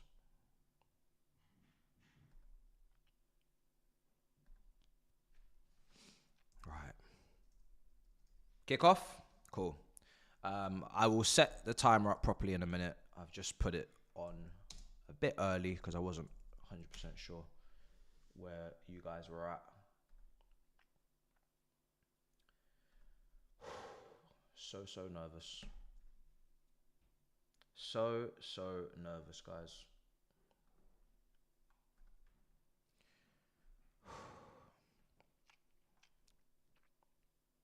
Just got to focus.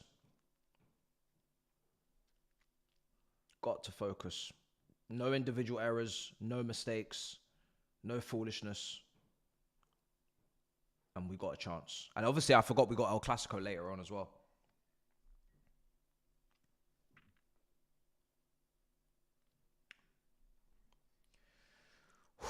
We got El Clasico later on. And obviously, yeah, like I said, Liverpool versus Arsenal. And we will be there for that.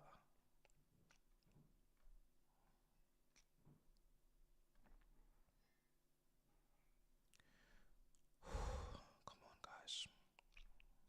Smash up the icons as well if you haven't already.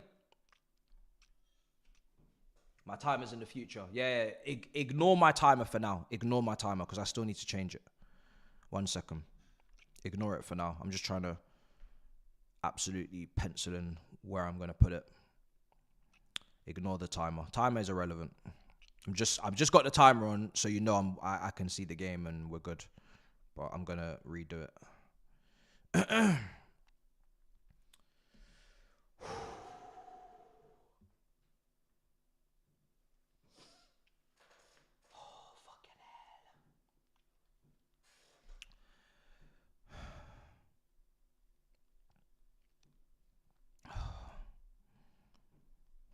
Man.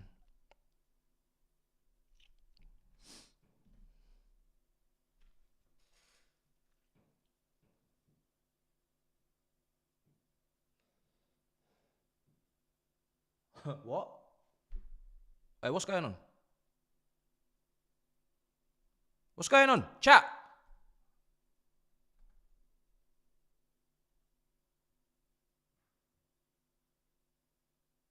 Yo.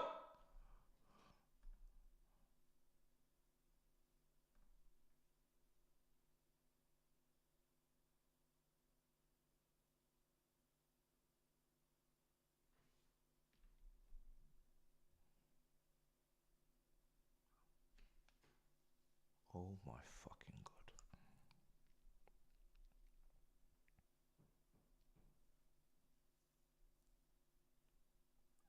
Tonali.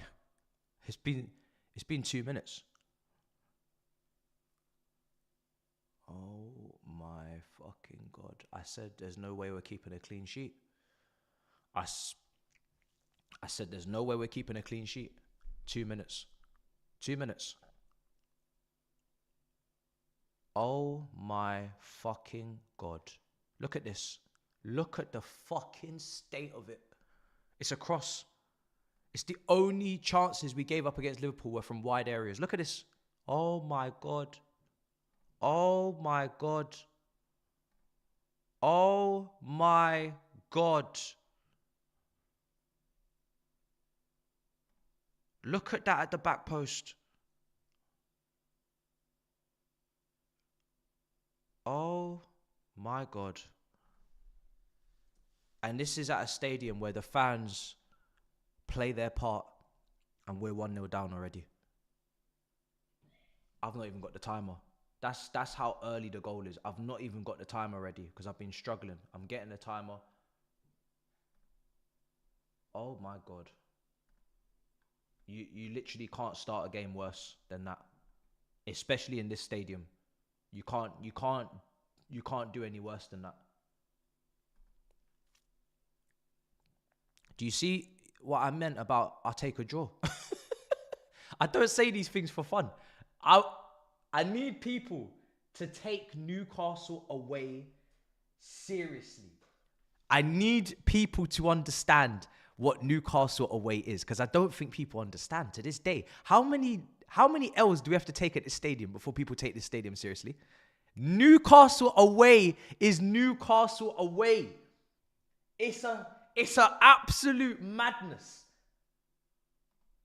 This is Newcastle. Like, what's going on? This is Newcastle away, guys. Do you know how hard it is to come here? Oh my, and they're gonna do the time wasting, and they're gonna do the oh my God, the low. Do you know the loop? Do you know what they're capable of with the low block? Do you know what they're capable of, chat? Do you man actually understand what these men are actually capable of if they want to dig their heels in? They will do all of the time wasting, the argy-bargy, the fouls, the delayed goal kicks, the low blocks, the Gordon Barnes on the break. Oh my God. Oh my God. I would have taken a point. Hey, Geordies, please, man. Please, let's just share the points, man. Please, let's just share the points. Please, let's just share the points, man. I beg that nobody has to get hurt. I swear, you draw, we draw, we're both getting Champions League. I swear we're both getting Champions League if we draw. We don't need to do this, man. Let's not go to war, man, please. Let's just play out a nice 1-1. Nobody gets hurt. No injuries, no animosity, no argy-bargy. Just nice 1-1. Come on, man. Come on. Let's calm down. We don't need this. We don't need beef. We don't need beef, man. We don't need beef. Aye. Apparently we got loads of American beef coming in as well. We don't need beef. We got enough beef.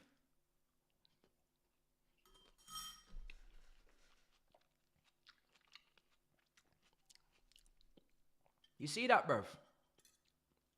The Americans are going to start selling us their beef.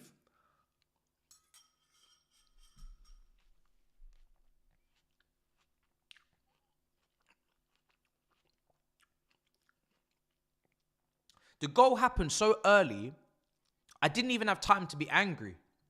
We were having such a good conversation. I didn't have time to be angry. It's just shock. It's just shock. You know? And everything happened in slow-mo. Like, the ball was just taking so long to get across the box for him to just tap it in. Everything was happening in slow-mo. It's like it almost wasn't real.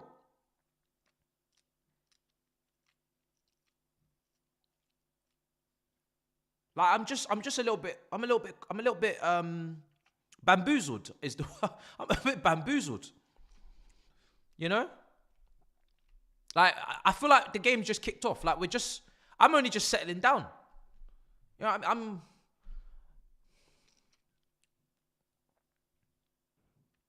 It's just a bit much for me to be 1-0 down this early on. It's just a bit much. You know? I wasn't ready for that, personally. I wasn't ready for that.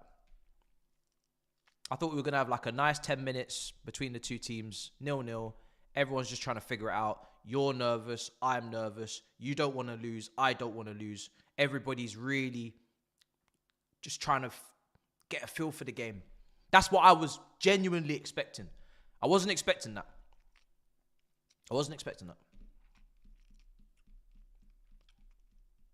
That was a genuine slap in the face. I'm awake now. I came in a bit maybe too relaxed. Fuck it hell. Oh, wow. Okay, well, we got a game on our hands. If you didn't think this shit was serious, it's serious, guys. It's a proper game we got here. It's not no joke. Because even in the build-up, I was like, oh, maybe Newcastle might actually be a bit nervous as well. So maybe this actually might just be like one of them really dull, cagey chess matches. Okay, no. No, sorry. Fair enough. No problem. You're on smoke. Wow, this is awkward. 9 minutes in. We knew we were going to concede, I guess. So we needed 2 goals anyway. Oh, shit. No. Please.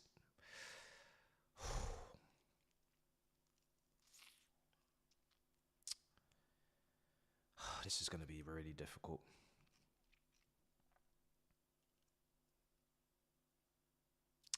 This is really difficult.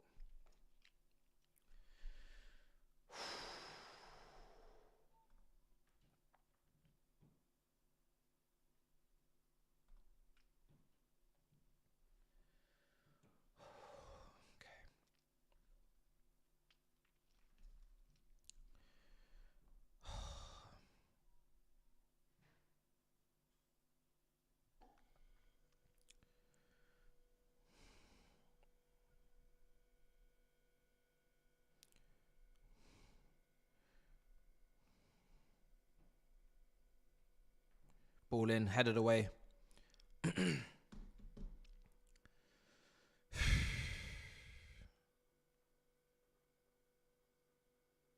Ball in, cleared. Lavia clears again.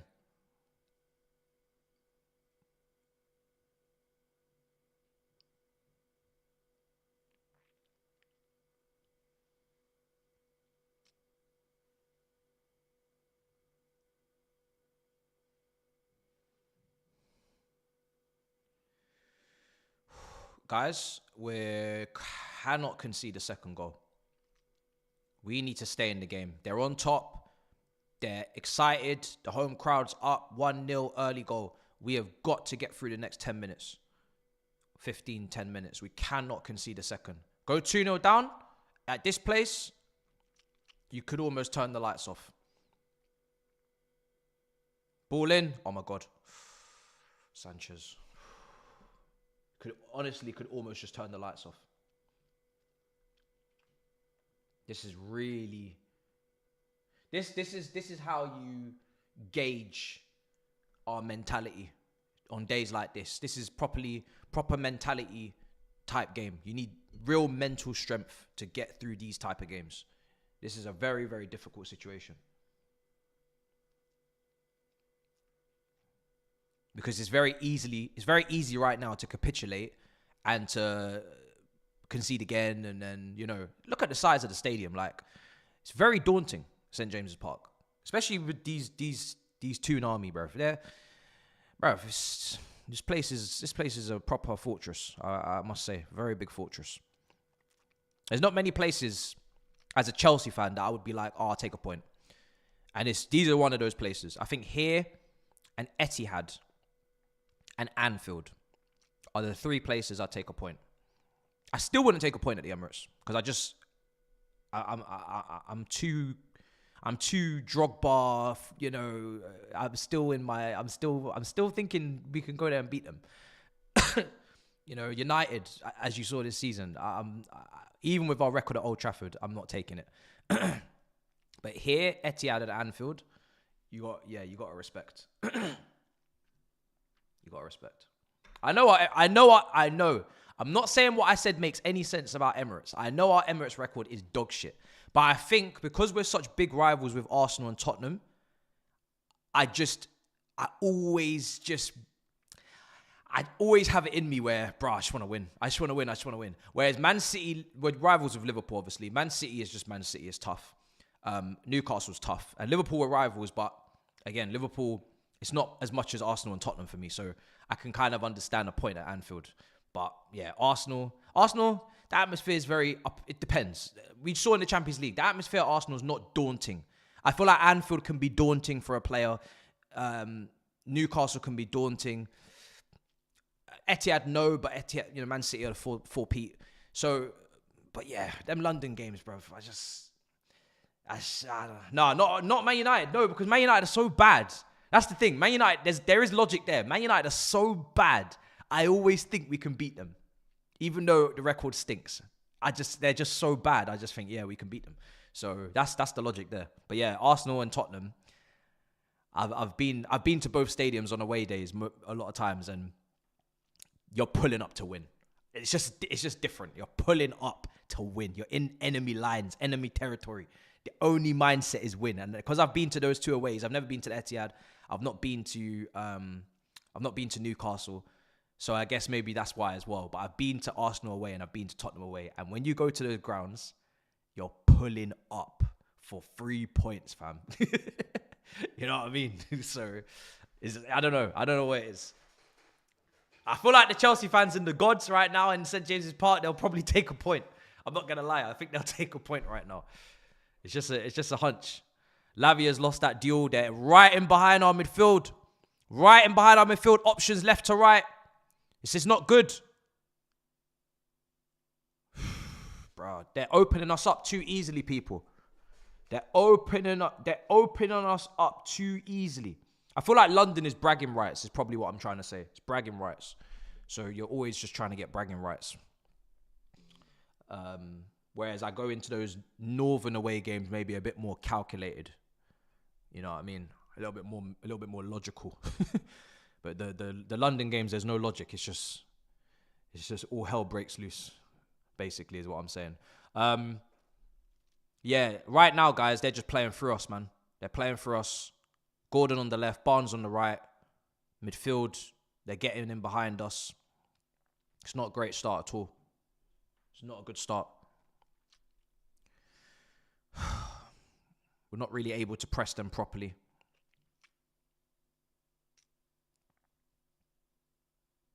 Isak, over the top now.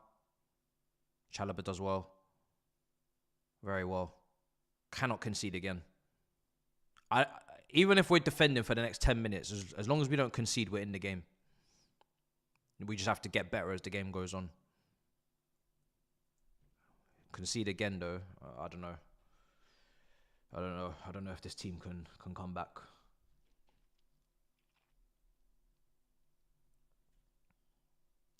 Big 6 in South Africa. What can we expect? Big up, brother, for the super chat. Oh, sorry. I will respond just as soon as this attack. Oh, my days. Isak. Bro, this is not good, man. Isak. Oh, bro, they're so confident. Wow. Who was telling me before this game Newcastle ain't been playing well? Who was that? Who said that to me? Somebody said to me before this game Newcastle's not playing that well and they're overhyped. Which person said that? Because they look like they're playing pretty well to me. You know what I mean? They look like they're playing pretty well. That's not a great touch. Jackson. Fuck's sake. Go on. Oh. Bruh, some brother said they're not playing well, overhyped. I said, what? Swear. And now they seem to be playing great. First 15, 17.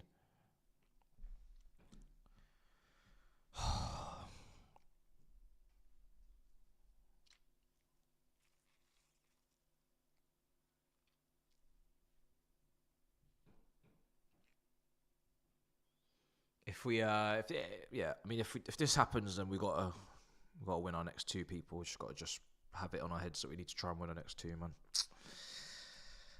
Oh God, it's gonna be a very tight end to the season. I hope you lot are ready. It's gonna be close. It's going down to the last day, guys. It's going down to the last day, man.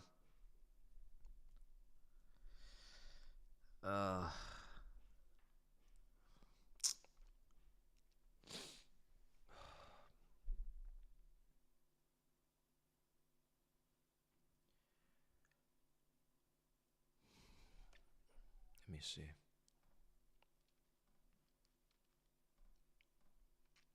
Ball in. Header. Oh, if he had connected with that properly, Isak. Look at the time and space that he's got in the box. Look at the time. Look at this. Ball comes in. Look at him peeling back. No one near him. You got one of the best strikers in Europe. Time and space to actually connect with that ball in the box is crazy. Someone should be man marking him at all times. There's no way Isak should be able to just peel off you. No way. No way. Madueke. Oh, fuck's sake. Oh.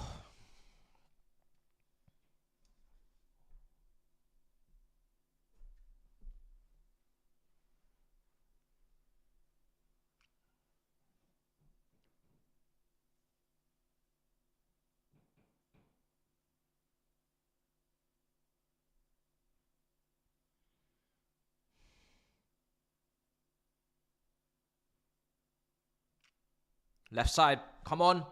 Come on. Yes! Oh. Fuck. Palmer, hit that. Oh. Again. Yes! Oh.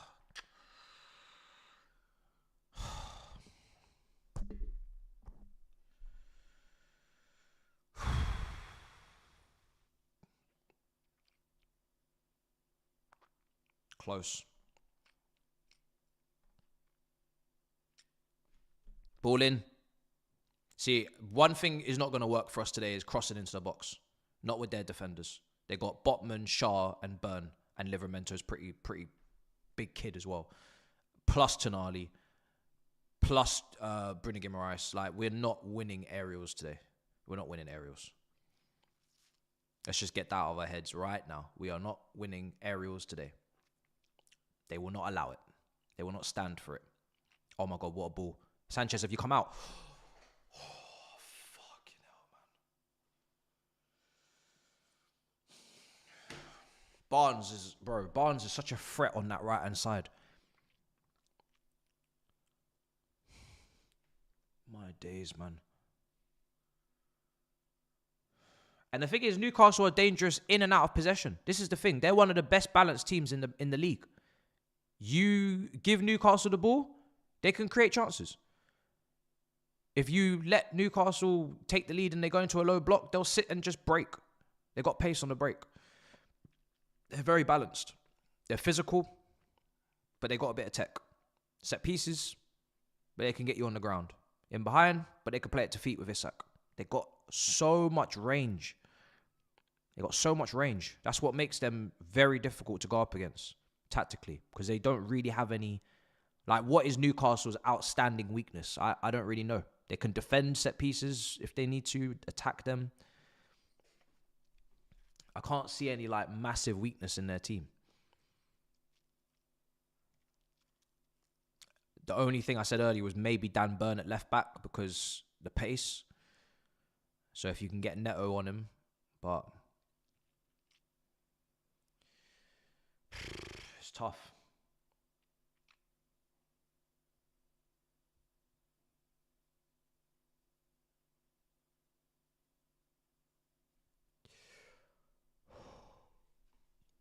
They can't really keep the ball. I don't think they want to, though. That's the thing. I think Newcastle are very aggressive. Like, I don't think they're trying to keep possession. I think every time they get the ball, they do want to get it into their front line very quickly, because they recognize that if they get the ball forward quickly, they can do a lot more damage. I don't think that midfield has got like a... it doesn't have like a pass master. That's not really how it was built or designed. So they do want to get the ball forward quickly for sure, just so they can get. But that's not a bad thing. That's not a bad thing, you know.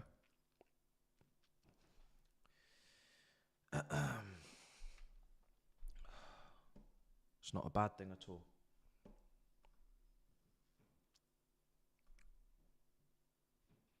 Sorry, let me is my timer a bit off?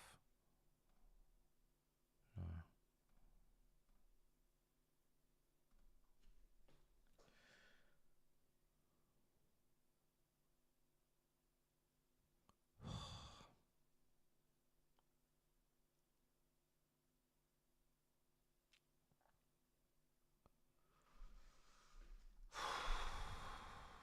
corner. If we can hurt them here, I'll be very impressed. Because this is a bit of a mismatch in my opinion. Ball comes in. Headed away. Shoot. Oh, unlucky.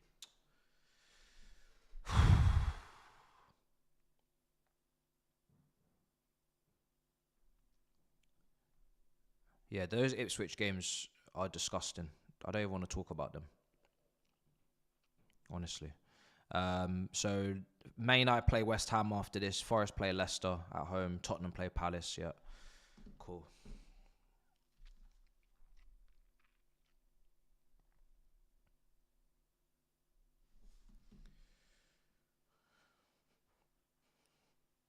At the moment,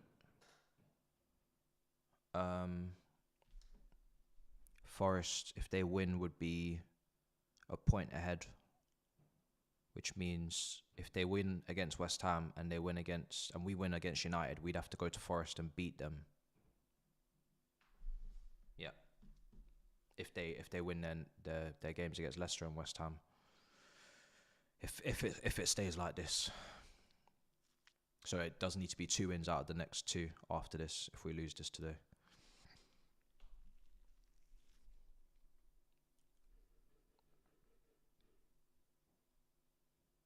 Yeah, I'm doing mob. Yeah, I'll be on there later.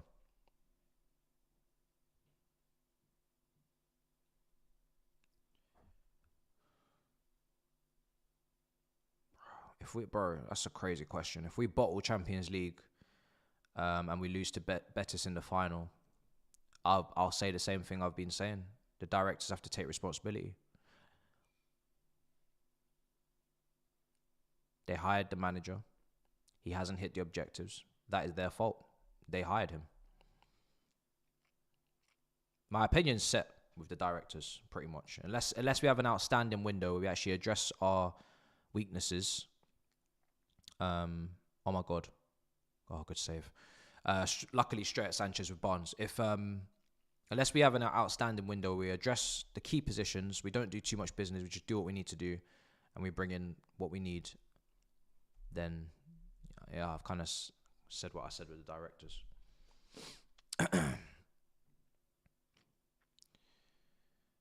Here's Cucurella. Lavia. Come on. Caicedo. Come on, guys. Need to fix up. Shouldn't be in this position. Neto. Go on. Oh.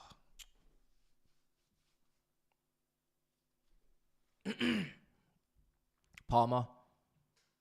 Lavia. Come on, guys. That's it. Knock it about. Oh, fuck's sake.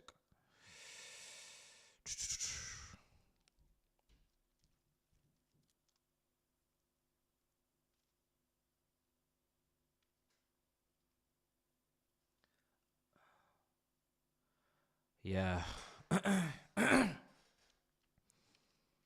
don't know, bro. I don't know. It's going to be tight, bro. I don't know. Forest on the last day is again, it's difficult. It's very difficult.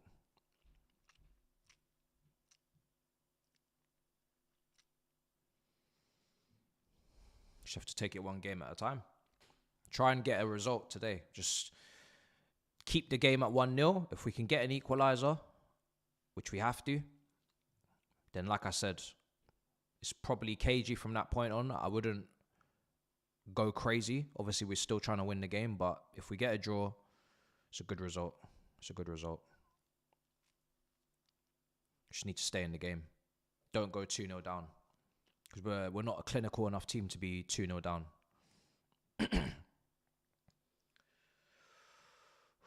Got to keep our heads. Got to keep our heads.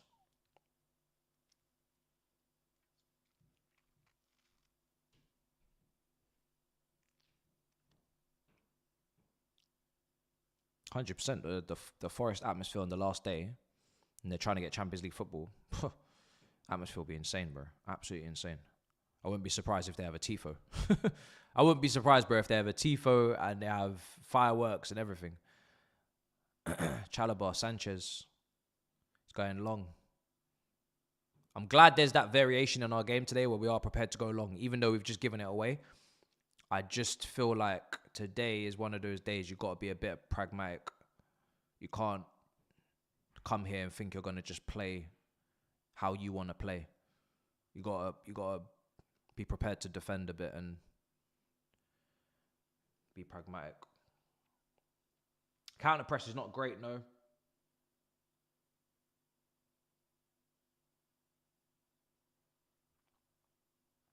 Counter press is not great.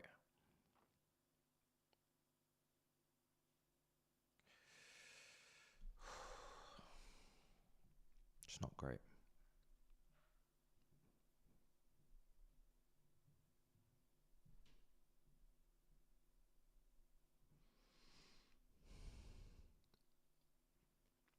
Isak is such a good player, man.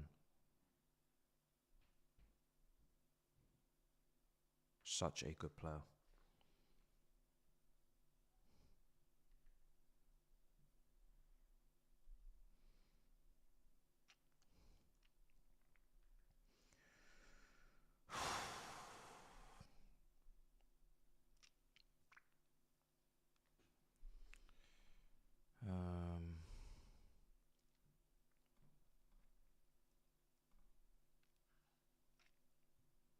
Ball in. Caught.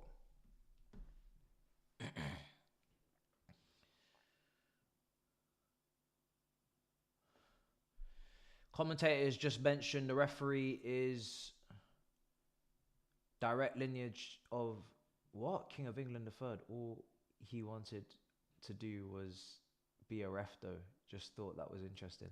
That's so weird, isn't it? And that's crazy. Wow. So he's a royal, but he's just a referee. Wow. Fair play to him. Probably could have had a very easy life, but he decided, I'm going to get abused. Brother, you could have had an easy life, you know. Man could have been put up somewhere in Windsor, maybe in Regent's Park, had a little bit of land, a bit of house. Man said, nah, I prefer to be abused by 40-year-old men every Saturday. Crazy work. That is one hell of a hustle. I've never heard of that one before.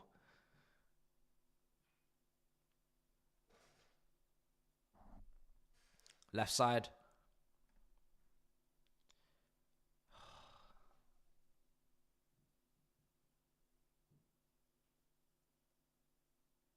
Everyone's a king nowadays. No, the reason why I was struggling to read it is because it's on that screen and I'm blind as hell, so I had to squint. I would usually put it in front of me here, but oh my god. Oh. But obviously the game's here. Bro,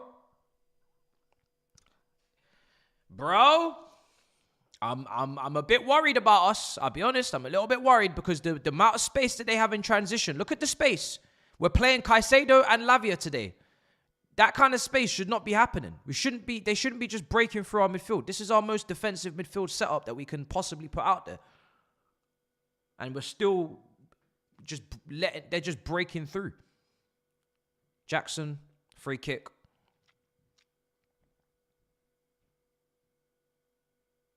Yellow card.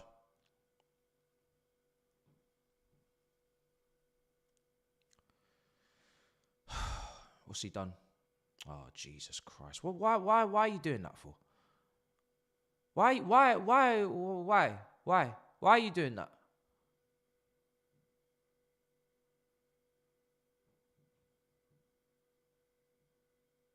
It's like, you're not Diego Costa. You're just not street smart on the pitch like that to be getting away with these little moments. The referee's looking. The referee's facing play. And we have VAR these days, so you can't even do that anyway. If Diego Costa was playing in VAR, he'd be fucked. To be honest. He'd be absolute... Oh, it's going to VAR. Oh, my God. Oh, my God. It's going to VAR. Oh, my God. Oh, my God. I just said VAR. Because if Diego Costa was playing in 2025, that brother would have picked up a hell of a lot more red cards. What are you doing? Oh my God, he's gone in elbow first. He's looking at the player. Oh, he's going right at the neck. Oh, fiddlesticks. Oh, fiddlesticks. What have we got here? Sounds like problems. If this is a red card, man, I swear this guy. Oh, this is why. This guy, man, so annoying. I try to defend you all the time. I look after you. I make sure that you're not abused and bullied when you go out to play. And this is what you do to me. You always leave me in a position where I'm compromised. Every time with this kid. You're always putting me under pressure.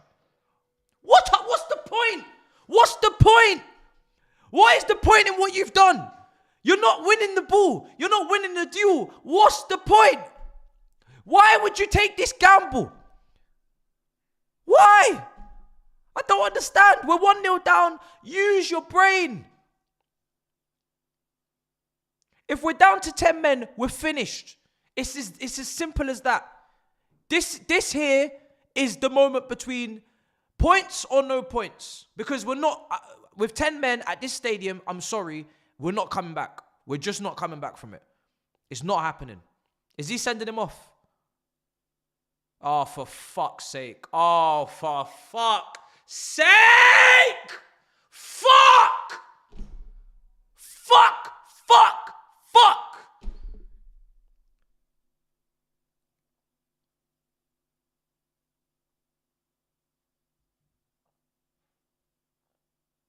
This is the difference between the Champions League anthem and whoa, whoa, whoa, whoa, whoa. This is the fucking difference.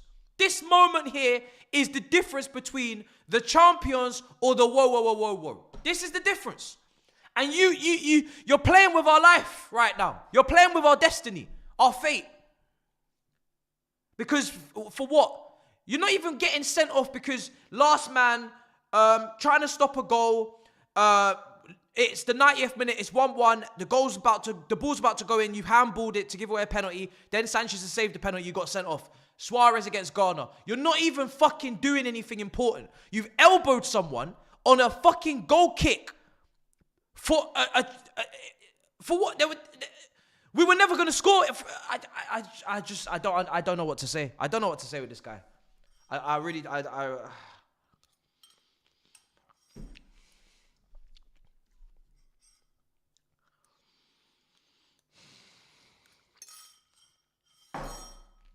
We're fucked. That's it. We're fucked. Oh, and they've even got the fucking cameras showing us him walking into the fucking change room like this is some sort of movie. We've got all the angles. We've got all the angles. I don't want to see that brother again. And he's suspended. Oh! He's suspended! He's fucking suspended! I forgot how red cards work for a second. Oh, they nearly scored. Oh, my God. Oh, my God. Oh, my God. They nearly went 2-0 up. He's suspended as well. I forgot. This fucker's suspended. He's suspended for what? Is that going to be 2 games, chat? Is he suspended for both the... Oh, my God. This fucking idiot. He's suspended for United and he's... Oh, you fucking prick. Oh, my God. This guy, now we got to play, oh my fucking God. Oh my fucking God, this guy, he's so fucking stupid. I'm not allowed to say the word that I want to say. I'm not allowed to call him what I want to call him. I'm not allowed to say it. He's stupid. If I crank it up any more notches, I'm not allowed to call him it. He's so stupid. He's so fucking stupid. Oh my God.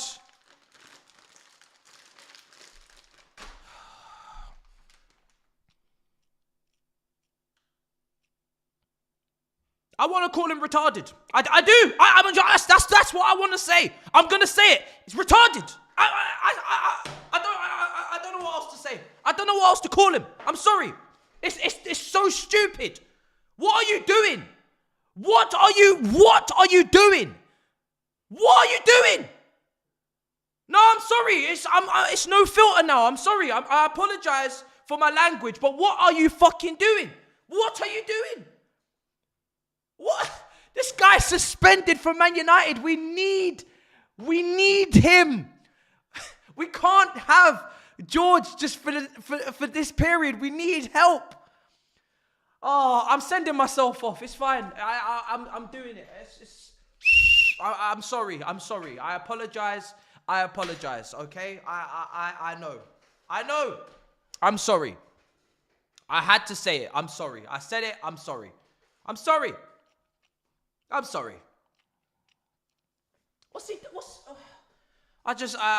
don't know. I can't believe this is happening. I can't believe it. This guy, he said, you know what? Not only am I, usually he just misses some chances and we have to bear the consequences. This brother said today, I'm not even going to just miss the chances. I'm going to mess up this game. I'm going to mess up the next game as well. This brother said, yo, I'm going to mess up all the games. How about that? And now, you know what we have to do with 10 men? We have to overcommit bodies forward.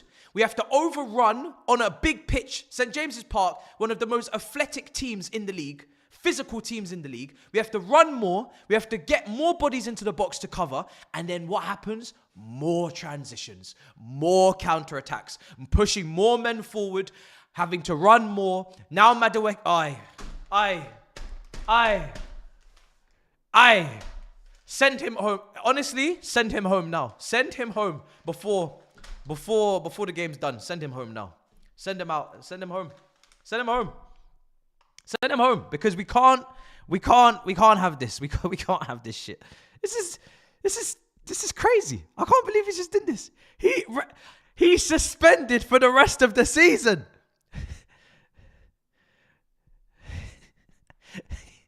He's suspended for the rest of the season. Oh my God. Oh no. Oh my God. Now our most creative player is a fucking target man doing up aerial duels with Botman and Fabian Schär. Oh. How are we?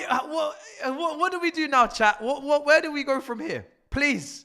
Where do we go from here? I want someone to explain to me what we're meant to be doing. Because how are we going to win this game? How are we going to get something out of this game? How? Somebody tell me how we get something out of this game.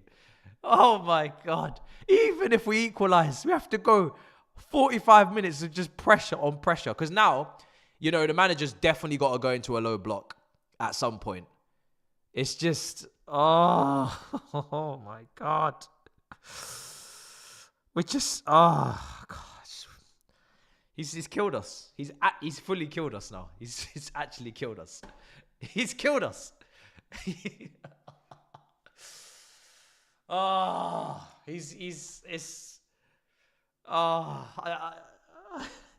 can't believe this. Of all grounds to do that, you do it here. One of the most difficult away games of the season, you choose to get sent off.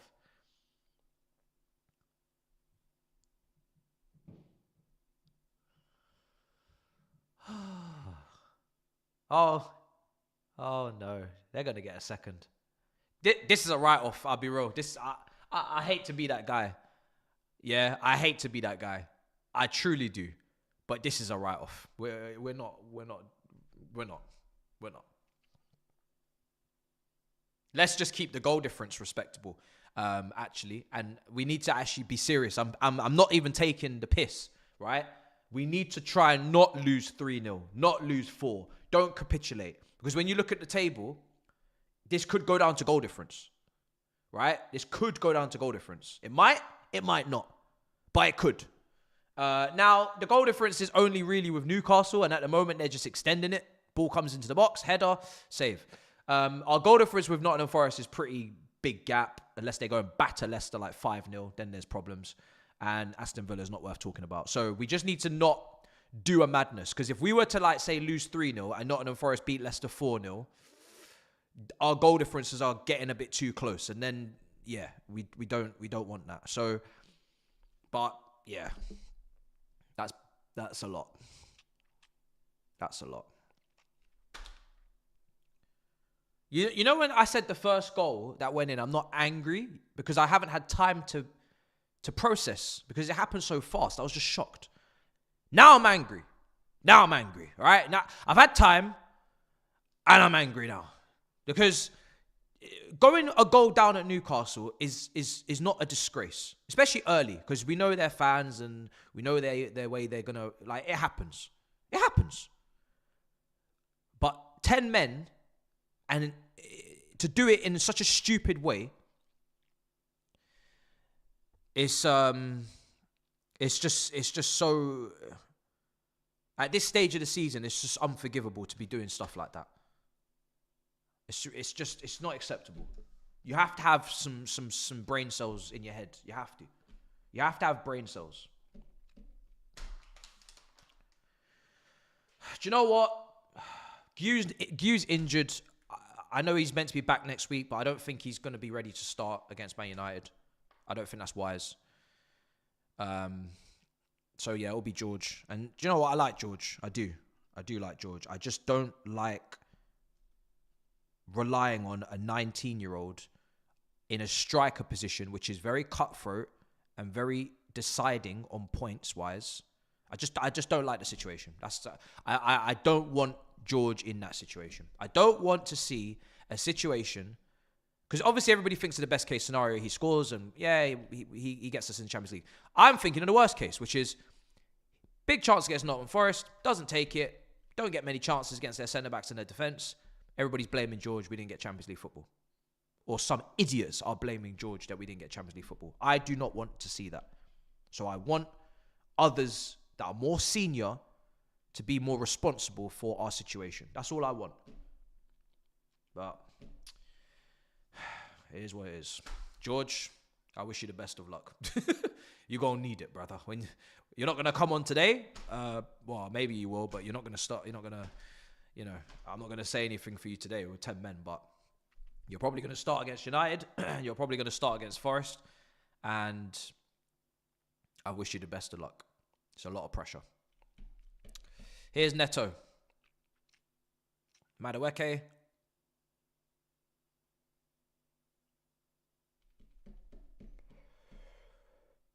Stay in the game. Nkuku's not on the bench, and he's of no use to us at this point anyway. I'll be honest. I'd rather see George.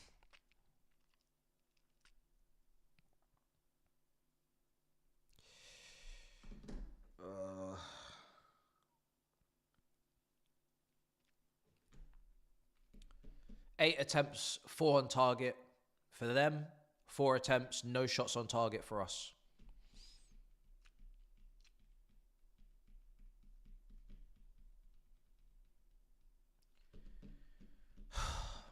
What a position we put ourselves in.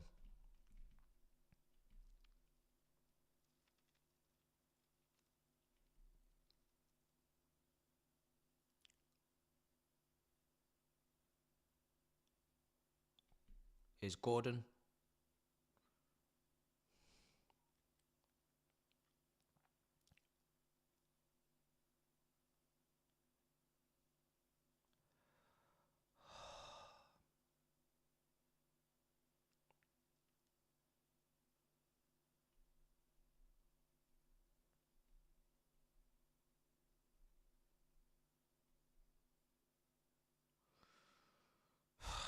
I'm in the acceptance stage.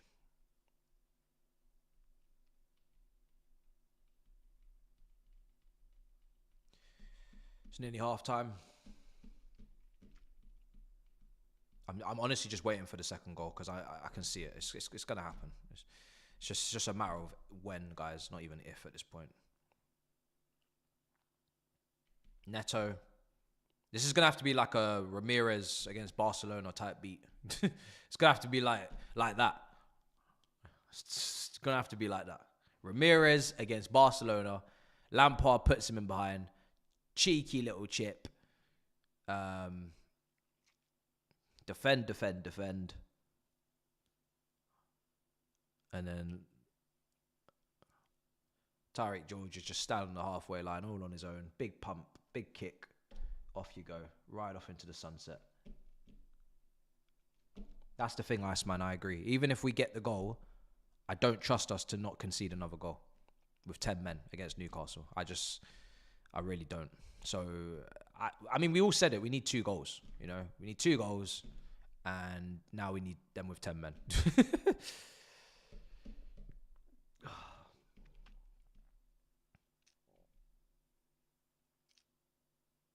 Here's Gordon. And the thing is with Newcastle, they know they can basically guarantee Champions League football from this fixture. If they win today, they know that they're basically guaranteed Champions League, because then they're 6 points clear. Sorry, they're not guaranteed, but they're almost there, right? They're up to 3rd, and they've got a 3-point gap on us, 3-point gap on Villa, 2 games to go. So. And Everton at home is the last game. So unless they're planning on losing against Everton at home or not beating them, you know, it's not looking good, bruv. Wouldn't count on Arsenal as well.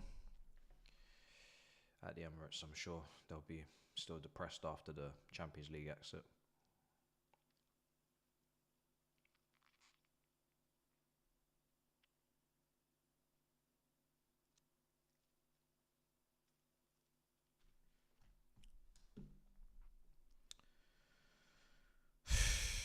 Ball into the box. Oh, wait. Nope, not yet. Gordon. Clipped. Oh, Jesus. Oh.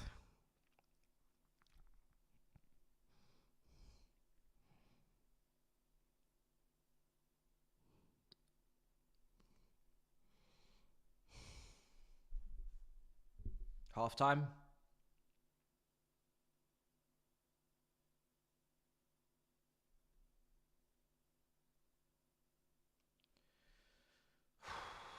Half time.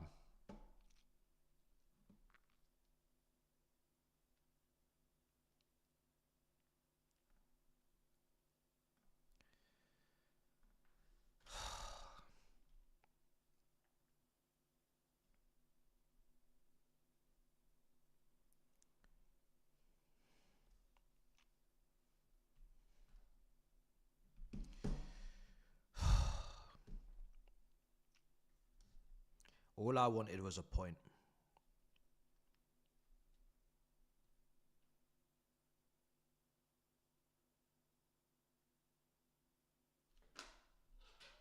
That's all I wanted.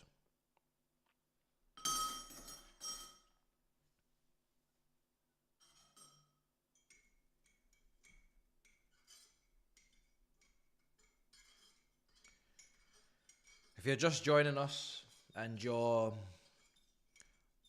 under a rock this Sunday afternoon, we're 1-0 down, and it might sound a bit depressing in here, because you might think, well, that's not that bad, is it? You're only 1-0 down.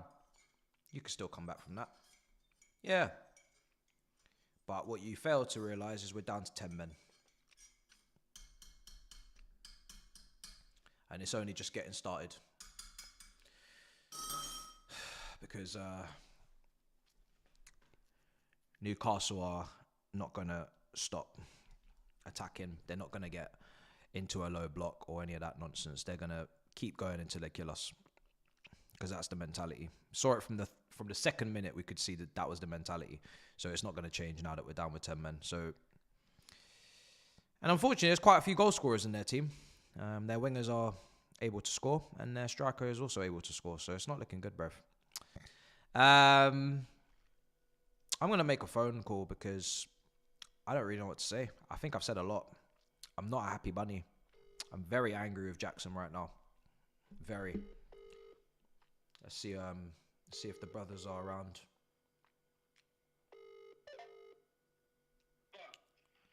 Hello, brother. How are you, bro? It appears we have a problem. Bro, everything we believed that we could do has just gone down the drain. in like space of a minute initially, and then the whole Nicholas Jackson kerfuffle. Bro, our dreams just got shattered, bro. Our dreams just got shattered. We're going to have people on the timeline hoping that Leicester can get something at the City ground at 2 o'clock. Yeah, bro. Aston Villa's a problem, you know? Yes, they are. We are also a problem for ourselves, it seems, today. So, you know how pathetic that red card situation is? We don't have Nicholas bro, Jackson season. he's suspended for the rest of the Premier League season. So now we have to put all this pressure on George, who only just became a striker a couple of weeks ago, and against must-win Man United and must-win Nottingham Forest at the City ground with the tifo, with the fireworks. Tyreek George is under immense pressure now to lead us to Champions League. And what does this all go back to? The transfer windows, bro. There you go. Bingo. Bob's your uncle. Because if you had another striker in the squad, this would not be a problem. It would be a problem today, but it wouldn't be a problem tomorrow. Because you just sub in the other senior striker. Because you'd think that a team is challenging for multiple things would have at least 2 senior strikers in the squad. At least just 2. But they don't. I don't know what we're going to do, but we need to at least draw this. If we don't draw this, wow, we're in big trouble. How do we draw this, bro? We have to commit bodies forward with 10 men. We have to do more running against a physical team. And then, even if we do commit bodies forward, we have to be clinical. And then, they can hit us on transition. We're caught out. There's too much space. There was already too much space with 11 men on. That's what I'm saying, bro. And then that's what I'm saying as well. So much space. So much. Listen, I just said, look, as far as I'm concerned, Jackson needs to be Yap stamped. Simple. Yap stamped. Oh, Stamp thinking? What Yap was he Stamp thinking pulled with up that the training, elbow, bro? and got told, listen, you've got a flight waiting for you. You don't belong here anymore. Like, simple. That was deliberate. That red card was deliberate. Bro, that was an elbow to the face, bro. What He was looked at him. thinking? He looked at him before he did it. And then elbowed him. Why would he think that was a good idea? In a new age of VAR, where they can literally go back and see, even if you think that you... I was saying this whilst it happened, because before the VAR, I said, if Diego Costa played in 2025, he wouldn't get away with half the shit he got away with, because VAR would catch him out. And then as soon as I said that, it went to VAR. And as soon as it went to VAR, I knew once they see that he's gone in elbow to neck, it's a red card. Elbow to neck. And I said, look, at least, at bare minimum, at least, if you've jumped up for the ball and your eyes are on the ball, you're both eyes on the ball. Exactly. And the elbow goes up. At least. His eyes looked was at him. fixated on his nose. In the eyes. His And he's eyes gone, was alright, fixated on the nose. Exactly. That tells me it's deliberate. And it wasn't a 50-50 because he was never going to win that duel. Because he was never in the right position to receive that header. So he was always looking to put the defender off. Do you know why, Matisse? Because even prior to that incident, Jackson wasn't winning shit. He wasn't No. winning any duels. No. He wasn't doing nothing. Frustration got to him. He thought, you know what? If I lay one on his face, hopefully no one will see. Yeah. I'll get away with this. And this is the thing with Newcastle. You're not going to win aerial duels. However, I respect the fact that we're trying to be more pragmatic, and sometimes Sanchez is clearing it, because I don't want us to also overplay at Newcastle, because that's not smart either. So you got to be pragmatic, and you got to be able to play the numbers and the percentages. But if you're going to lose the ball, then you have to accept that. You can't elbow someone in the neck because you're not going to win an aerial duel against Fabian Schär and Botman and Dan Burn. Of course you're not going to win the aerial duel. We know this. That is why before the stream started, when people said, what striker do you want? You said, you know what? Last summer, not keen on Osimhen. After watching us this season, not even looking at Osimhen in Turkish league, just watching us. I said, you know what? Fair. Osimhen actually makes sense because you just need a complete contrast to what we already have. I need someone that aerially can compete, doesn't have to elbow people in the fucking eye socket to get the ball. Somebody that we can cross to when it's difficult to break down low blocks like this Newcastle side and play through them. Someone that you can put a good quality cross in and they can win the header, bullet header, 1-1. That you need that type of player. You need that type of player. Because this is a dogfight, bro. We're not coming here to play nice. This is not La La Land. We can come here. This is Newcastle away. And I said it before the game. Some people saying, oh, Newcastle, they're not playing that well recently. I said, don't worry about what they're doing. Big game at home, St. James's, they're going to turn up. 100% they're going to turn up. Newcastle could be on a 10-game losing streak and the next game's at St. James's Park. You best believe they're winning. Bro, they turn up, bro. They turn up. That's why I said I'll take a point. I'll take a point, bro. Because I don't want to get too carried away because we beat Everton. We're meant to beat Everton. We beat Fulham. We're meant to beat Fulham. We're playing a drunken Liverpool. Good result.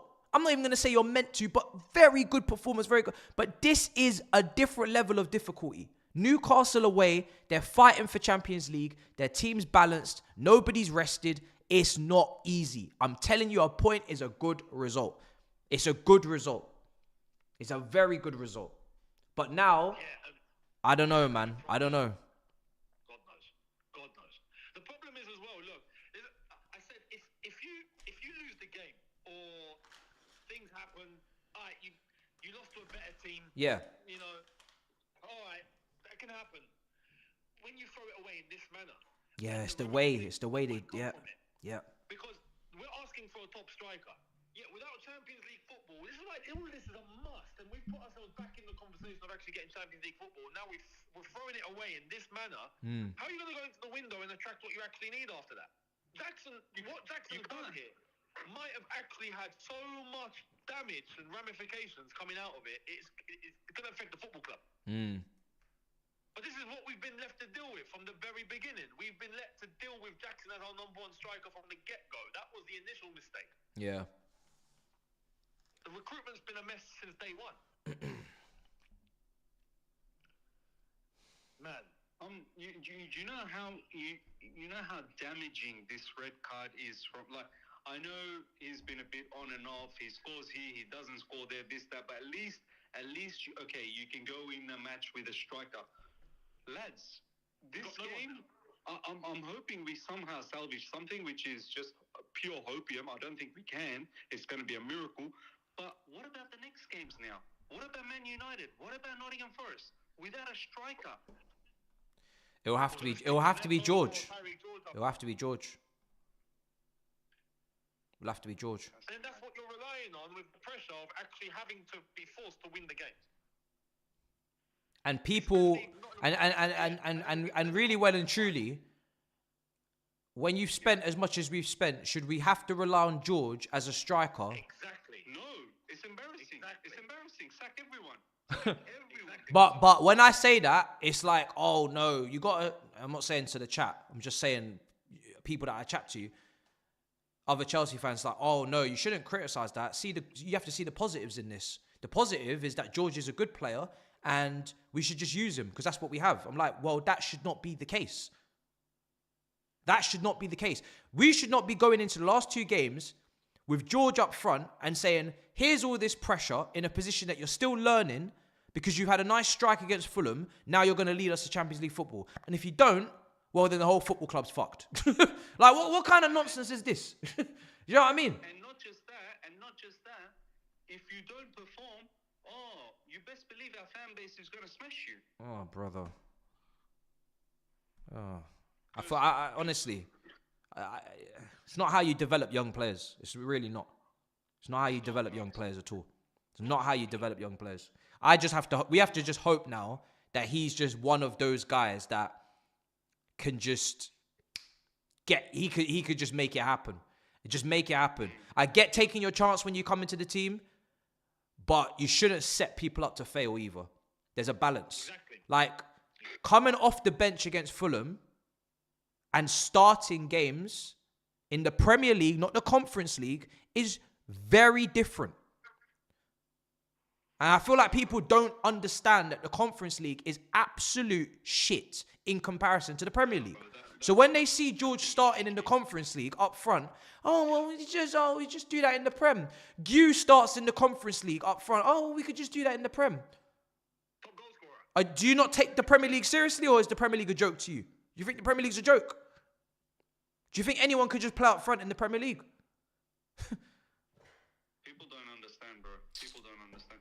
Even the win against Fulham, lads, I'm telling you right now, that was something against the grain, because Fulham, they were in total control. How they just let that game go like that, I was shocked. It was revenge, innit? Because they did the same. They did the same to us. Remember Stamford Bridge? Yeah, they did the same. Yeah, they did the same. We were in control and they won. We did the same to them. So, look, I was just positive that, okay, we got a victory against Fulham. We got a gritty victory against Everton. You know, the Djurgården ones in between, then a good performance. I thought, okay, let's see. Let's see your true mentality today. Let's see what you're really made out of. Bro, what was it? 1 minute and 30 seconds? Yeah, I didn't even have my timer on yet on the screen. Yeah, it was around there, 1 minute 30 or so. My timer honestly wasn't even ready. I was just shocked. I wasn't even angry. I was just shocked because I actually couldn't believe we conceded so quickly. I wasn't ready. I just get fed up that the amount of set pieces that we have as well, the corners. Bro, for once, I actually wish we were a little bit like Arsenal, you know? Just play the corners. Just play them. But this is the thing, bro, is that Newcastle are very good at defending set pieces. Yeah, that's true. Like, look, you go through their team, it's a mismatch. It's a mismatch. It is a mismatch. Like, you look at their back four. You got Livramento, who's a strong lad. You got Fabian Schär, Botman's back, and Byrne. And then you got Tonali and Bruno Guimaraes. So that's 6 players aerially that can eat you. And then this is without Joe Linton. Yeah, Isak's very good in the air as well. Of course, exactly. I didn't even mention him. So I don't. There's no way in the air we're doing shit because like we haven't built the team that way. I said that at the start of the season. The team was built to play the game on the ground, into feet, in behind, and everything's got to be pretty cutbacks. It's got to be sexy. There's no way anything's getting done ugly. It's not happening. There's no ugly tactics can be deployed with this team. Apparently Madueke is off. Good. I didn't even see Madueke that half. Yeah, Madueke was not great on the left there today so far. Down to 10. Yeah, we're down to 10. So I honestly I don't really know what to do here. I don't know what to do here. 10 men at Newcastle when you're chasing the game and they've got all that counter-attacking threat is suicide. Bro, Newcastle's really 12 with all their fans in that stadium. So Yeah. it was already tough. So it was 12v11, now it's 12v10. Already struggling. Bro, exactly. We were already getting dominated with 11. It's not even like with 11 we were playing well. We're getting dominated, bro. With no striker and 10 men. We were getting dominated with 11, bro. Dominated. Look, I don't know about you guys. Second half of that. Yeah. I'll let you guys go. We better level up. We better level. I need a draw here. Bro, I wouldn't ask for anything from this one if I was you. No, I agree. Just sit down and pray. Yeah. I don't build it up that you need something because if you ain't getting shit. Next season, not this joke season. You're not getting nothing. we might be doomed for that now. With the way that this has all gone down now. I can't believe one moment of madness just ruined it. This is why you don't leave your season down to the wire like this. This is why you got to beat Ipswich. This is why you got to win those games. If you win those games and this happens, it's not a problem. Because you could just say, right, bad game, bad moment. We only need 3 points from the next 2, or 1 point from the next 2. No stress, we're going to get it. When you play stupid games, you win stupid prizes. This is not something to be praised. I said, even if we qualify for Champions League, whether we qualify or we don't, the emotion should not be that distorted over a couple of points. You can't be like, oh, the world is over in 7th. But if we finished 3rd with an extra 3 points, we're the best thing since. No. This is the same season regardless. It's just the ramifications are different. The consequences are different. That's all it is. Livramento, is it true? Is it true? Is the ACL done? Yeah, he looks like he's injured, yeah. Yeah, he's down now. He's down. He's down. Bending his knee though. He looks right. Lads, I'll catch you up. I'll catch you in a bit, brothers, yeah. I've got a good stop. I'll catch you guys later. Bye. It's a shame to see Livramento down again like this because he's had so many big injuries. He's had so many big injuries.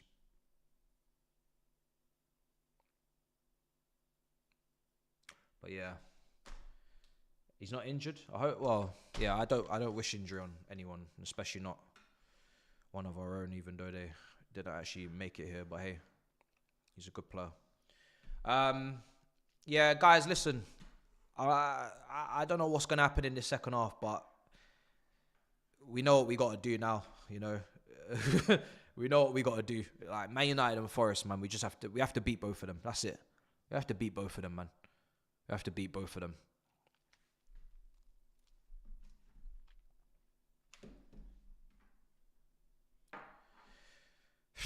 Got to beat both of them. I think we'll beat Man United, even with Jackson. You know, I still think we can beat Man United. It's Forest away is the one I'm worried about because it's a straight shootout, and if we need to win, we can't even draw. That's dangerous. It's gonna be a very stressful watch along, I'm sure. It's either gonna be limbs or it's gonna be long. No in between. No in between. If I didn't think we could beat Man United, I wouldn't even be asked. But we could definitely beat Man United. Oh brother.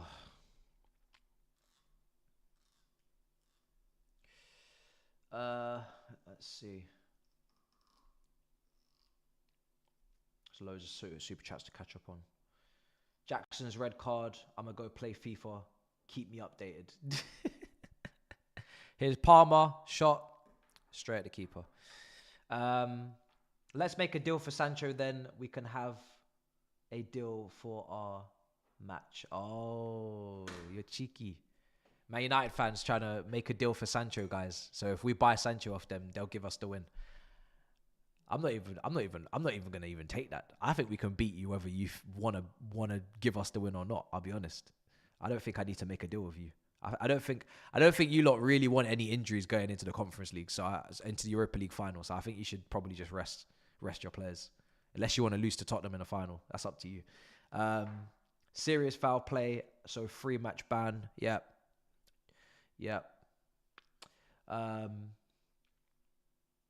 So he's banned for the first game of next season as well. Is that what you're saying? I'm assuming.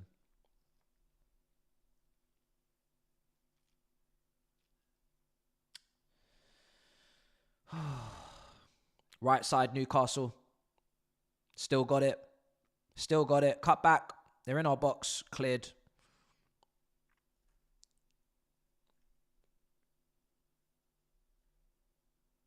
Here's Caicedo. Enzo. There's nobody in front of him. Palmer.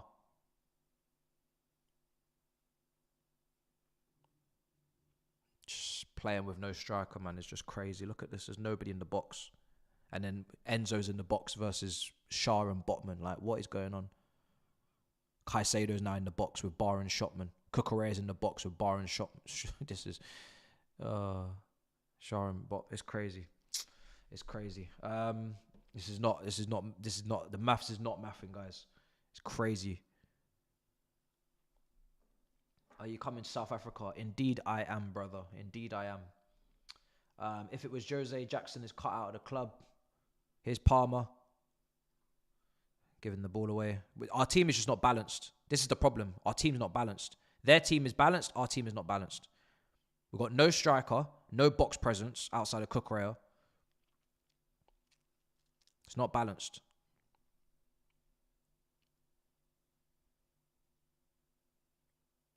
Great ball, Caicedo. What a pass. Neto. That is such a good pass from Caicedo. What a pass. The weight on that pass is perfect. I think he was outside the right boot as well. What a player. What a player. It's going to be a goal kick because it's actually come off Neto last, but that was such a good pass, man. I wasn't really sure if he was going to get that around the corner, but what a pass. Big Six in South Africa. What can we expect? Big things. Can't wait. Of course, the itinerary is full. Of course, a lot of activities are planned. We want to see Joburg. There's another thing that we're doing. I'm not spoiling. We're doing a lot of activities. I don't want to spoil it, but we're doing a lot of things. But like I said, Back Your Chat is where we can meet you, where we can do the meet and greet. If we see you as we're going around Joburg, we're going to be on some nights out. Maybe when we're closer to the time, we'll actually know those kind of details. Right now, we don't know. But we've already got plans to see the city, plans to do things. It's going to be sick.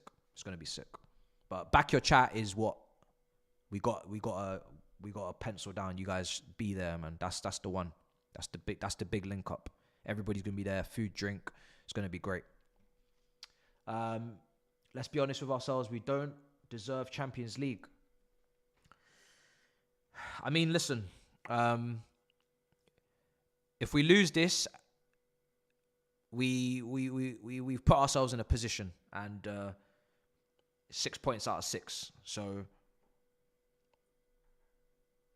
no matter how we get it, it's quite fortunate at this point. If we lose this game, if we get it, it'll be quite fortunate.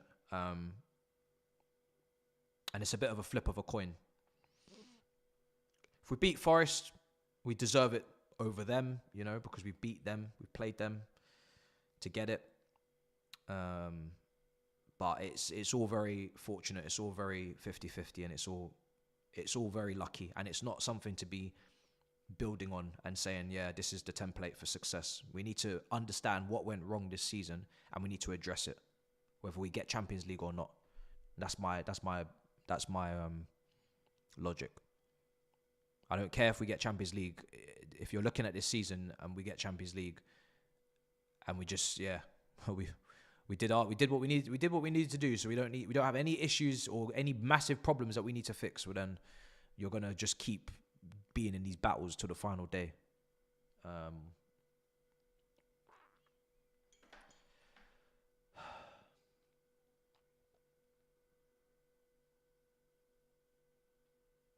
Champions League bound, you cannot sing that. Hold more than you can believe. Jesus Christ. Here's Chalobah. Kukurea.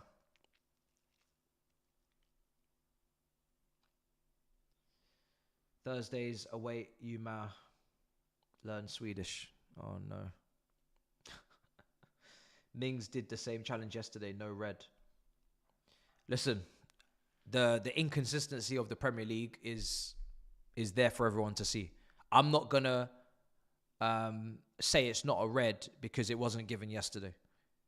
At the end of the day, you just don't put your elbow at someone's neck traveling with force. You're risking a red. Everybody knows that. You can say, oh, it's not consistent. Okay, we know that. It's never consistent. But just don't take the risk, especially for a pretty pointless moment in a game like that. It wasn't a goal-saving clearance. It wasn't a last man defend. It wasn't worth a red card. That's my point. It wasn't worth a red card. It's just stupidity. If you're going to get sent off, it has to be for something pretty important. Game-changing moment. If not, you're just stupid. I'm not gonna try and paint a picture where Jackson's not an idiot because someone didn't get sent off yesterday. That person's lucky. We're not. That's it.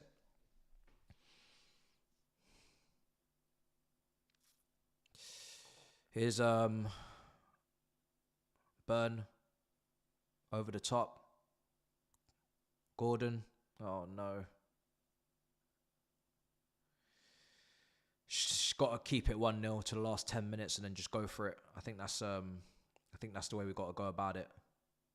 If it stays 1-0 up until 80 minutes, last 10 minutes, just go for it.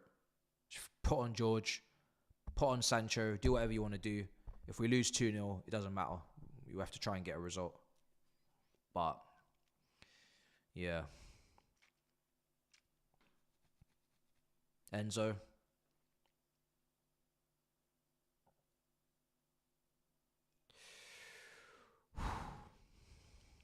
That's a great pass from Lavia. I love the way he passes the ball. Cucurella. Shit cross. The way Lavia passes the ball, man. Love it. Him and Caicedo, man. This super chat, all in caps from Chelsea. Man says, I hate Jackson from the core of my heart.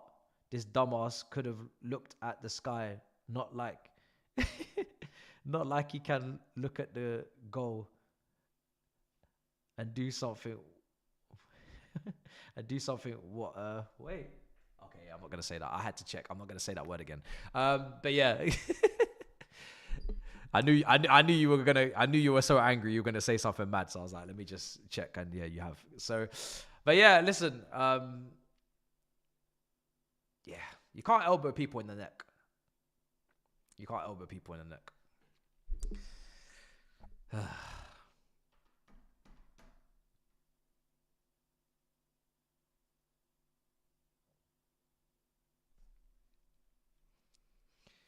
Yeah, let me see if I can up the mic a little bit.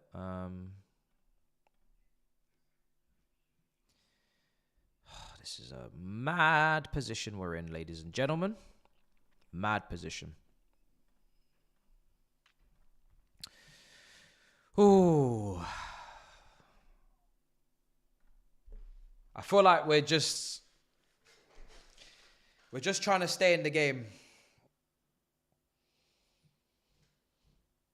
Oh, Newcastle, Isak again with another volley where he's just absolutely not connected with the ball properly. Same as the first half when he was at the back post, unmarked. Cucurella's won that header. That's a great header from Cucurella. Go on. He's got nobody to aim for in the box. He's got to bring it back. Lavia, Caicedo.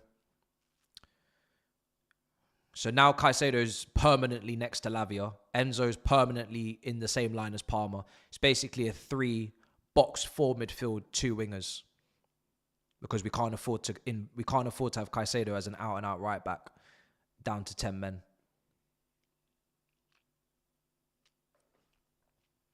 And Reece James is on the pitch with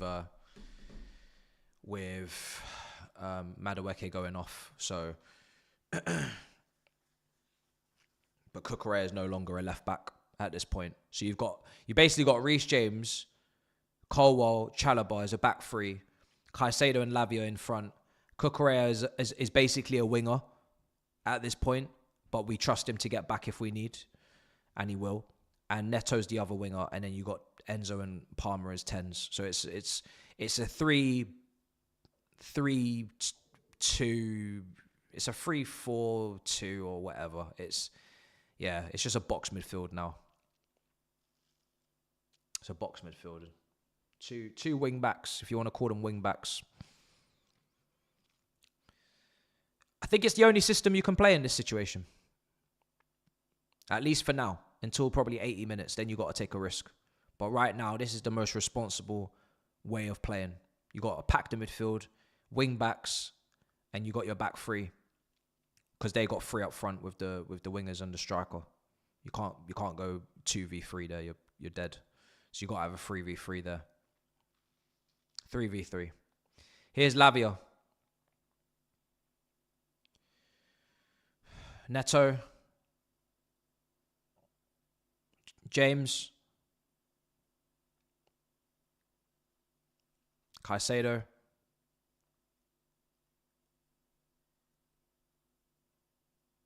Oh, I've given the ball away.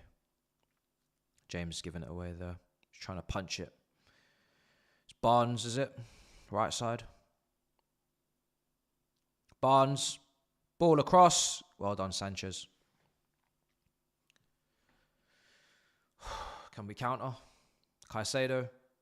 No, we can't counter. We don't have enough numbers. That's the problem. Enzo is making a run.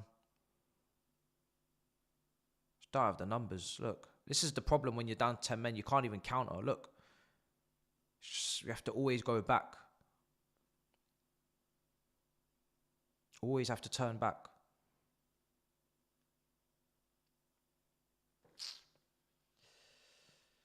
We block fake scores in the chat. There's been no goal.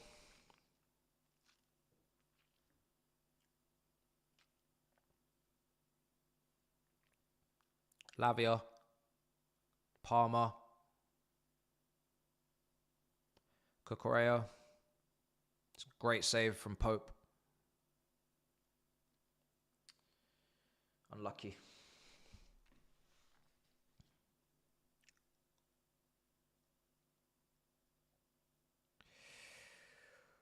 Oh, man. Deary me, man. Deary me.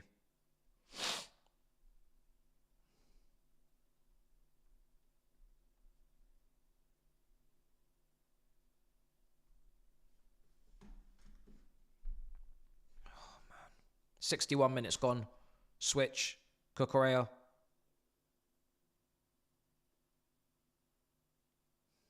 Enzo.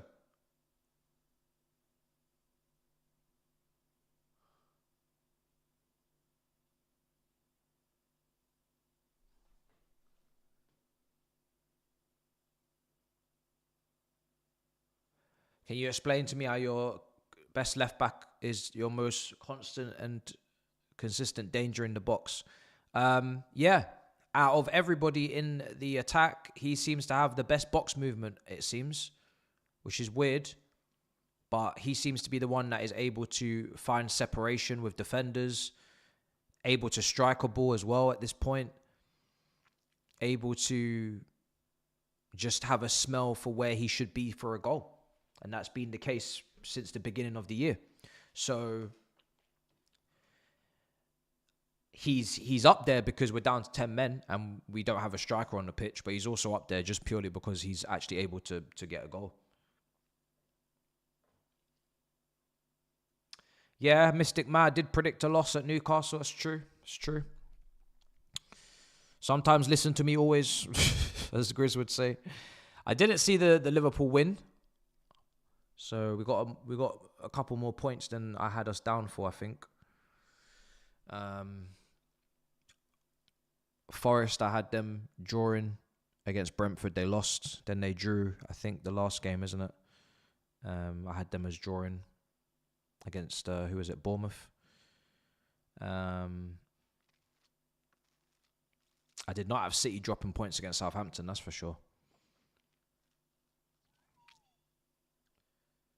So, yeah.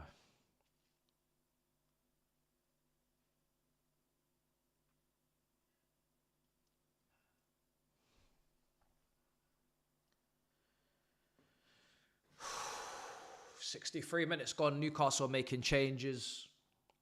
Gordon is coming off. He's just back from injury, so they're probably looking after him. They've got a big game at Arsenal next week. If they win that, it's done. They're in. And they're bringing on a defender. Arts and Crafts.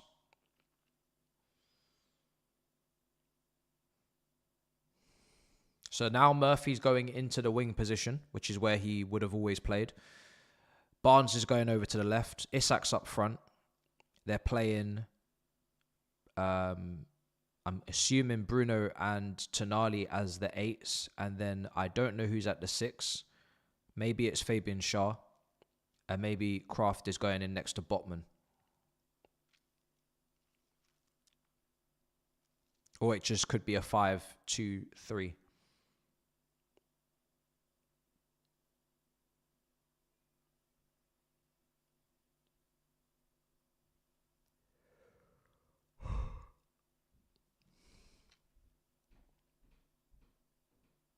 I don't know. Let's see. City just need one more win to secure it. Yeah, City are gonna get it. I didn't even look at their. I didn't even care about their result against Southampton. Like, it's so irrelevant. It's so irrelevant to us. They're getting it. They're 100% getting it. So yeah, City's not important to me. Villa, Forest, Villa, Forest, Villa, Forest. That's it.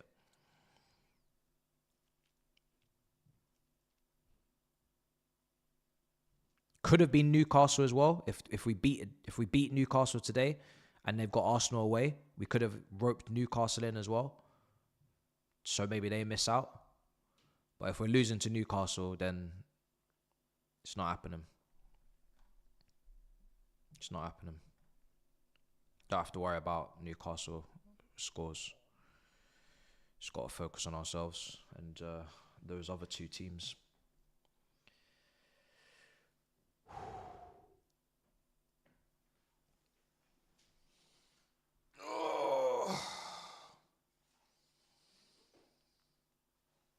Oh no.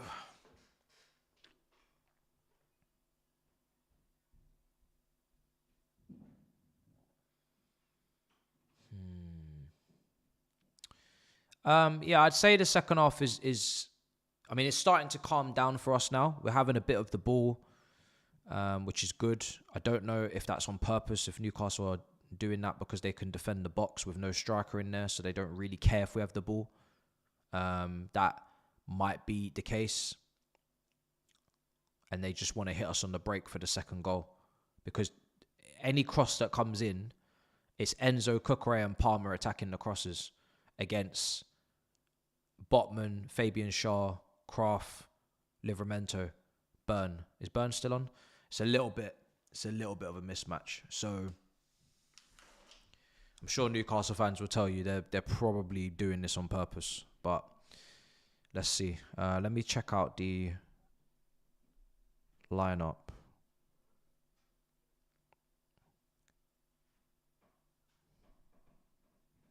No, I'll say okay. Botman came off for Miley, as well as Kraft coming on for Gordon. I didn't see Miley come on. So yeah, Miley's on for Botman, and he also I think is recent back from injuries as well. So it's still a 4. It's not a 5, which is fair. But yeah, Miley just goes into midfield. Tonali, Guimaraes, Kraft next to Shaw. So yeah, still a 4-3-3. They've just moved a couple players about.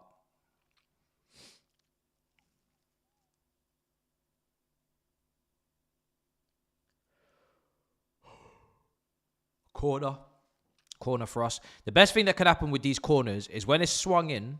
Oh, he's taking it short. And they header it away. We've got people on the edge of the area to slap it back in towards goal. And then it either goes in or it's off deflections. Here's Palmer. You've taken it short though, so.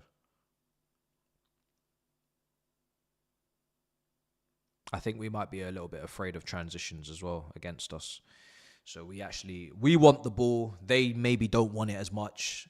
That's how it's all playing out. They want the transitions. We don't want to play the transitions because we got 10 men and we're going to be tired.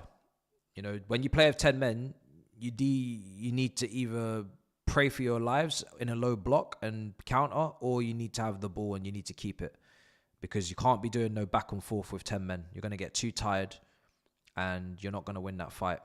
So I think the plan from Chelsea now is to just keep the ball and just wait for the 80th minute and then just go for it.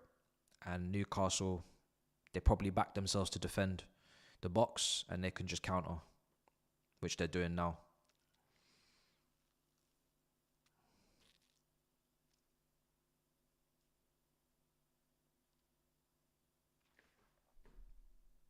Ooh. Let me fix my timer a little bit. It's a little bit off.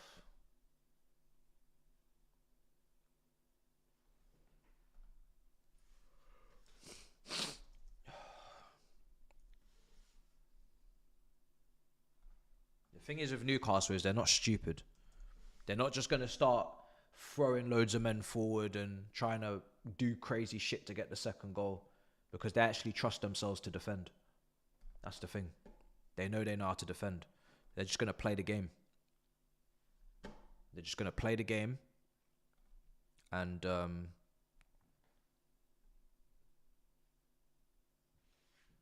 just suss it out. They're not panicking. They're not the ones that need to score.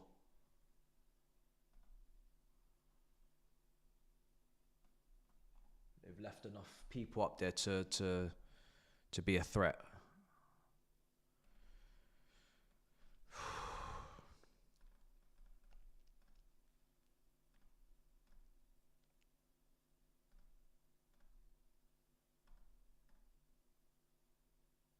Come on, guys.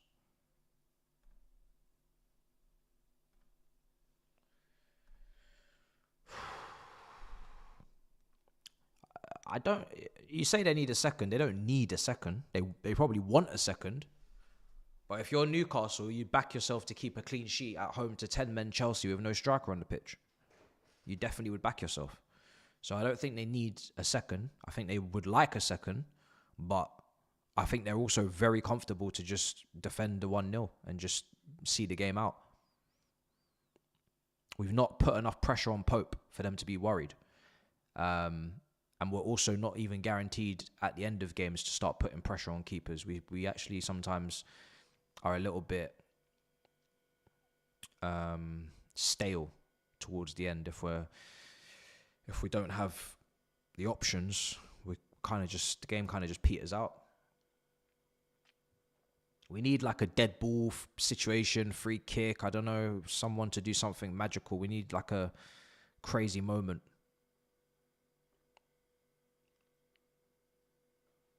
We just need to shock them. That's what we need to do. We need to shock them. Anything that we've got in the plan is not going to scare them or worry them. We need to shock them. Oh my God. And also not concede. Okay. I need like a moment of individual brilliance. I need a Palmer outside the box. I need something.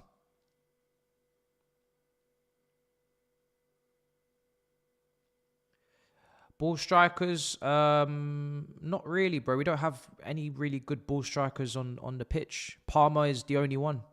Neto is not a great ball striker. He's not consistent. He had a great shot against Fulham, which was very instinctive, but he's not a ball striker. When I say ball striker, I mean like Elise, Kane, who else is there? De Bruyne. These are ball strikers. We don't have ball strikers.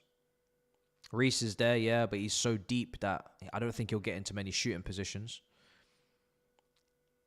None of our midfielders are ball strikers. Cucurella is not a ball striker. Sancho is not a ball striker. Enzo has a shot in him, but it's not a ball striker. That's not a ball striker, bro. Ball striking is your technique is secure, and it is consistent, and it's a threat. That is not Enzo Fernandez. That is De Bruyne. That is Lampard. That is Gerrard. That is, that is them. So Sancho's coming on. Gusto's coming on. Chalobah's off. Lavia's off.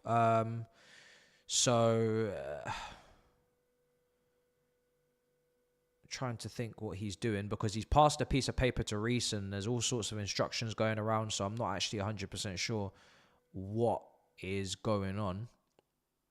It's definitely not. I feel like Reece James has been pushed up into midfield because of what we just said about the ball striking. He's the only one that could actually, well, not the only one. He's one of the ones that could actually shoot from maybe a distance and surprise someone. So now Gusto's gone into the back line. Yep, there he is in the back three. And he just let someone in behind him. And we almost went 2-0 down. Gusto's defending this season is going to cause me great pain in the last 15 minutes, honestly. But, Reece James has gone into midfield. Get him a bit closer to goal. Are we playing offside? Is that offside? I don't know. I think we tried to play offside. So, yeah. And Sancho's on for Lavia. So it's now Enzo next to Caicedo. Or Enzo, not Enzo next to Caicedo, but Reece next to Caicedo. Enzo, a little bit more defensive responsibility. Sancho is on. So we've just made a little bit more attacking, the team. A little bit more attacking. But yeah. Team's a bit more attacking. He's going for it a little bit more. Maybe in 5 minutes, 80th minute, he's going to bring George on. And he's just going to absolutely go for it. I think the manager, I understand we don't want to concede the second because that literally is game over. But at some point in this game, and I think 10 minutes to go is a fair amount of time to ask someone to maybe try and do something. I think if you're doing 5 minutes, you're just taking a piss. At some point, you got to go for the equaliser. You got to put George on. So you got to take the risk. If we lose 2-0 trying to get 1-1, I don't have no problem with that. And I don't see why anybody would have a problem with that. We need to get a draw. A 1-0 loss is no points. Doesn't matter how many. It doesn't matter if it's 1-0 or 2-0. Is no points. So you gotta bring on George. In the next like 5 minutes, you gotta bring George. You have to take the risk. Exactly. I'd rather risk getting the draw and lose 2-0 than lose 1-0 and we didn't risk. We didn't take any risks. But it's gonna have to happen soon.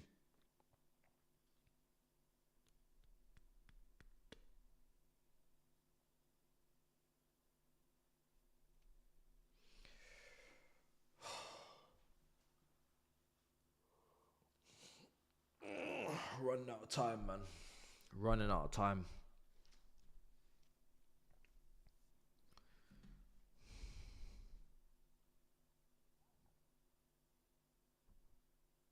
I don't know who he would take off if he brought on George. Probably, potentially, Enzo. You leave James and Caicedo in midfield by themselves. You leave Neto and Sancho out wide. Palmer, you take off Enzo. If I'm doing my maths. Neto. Ugh. Probably Enzo comes off for George.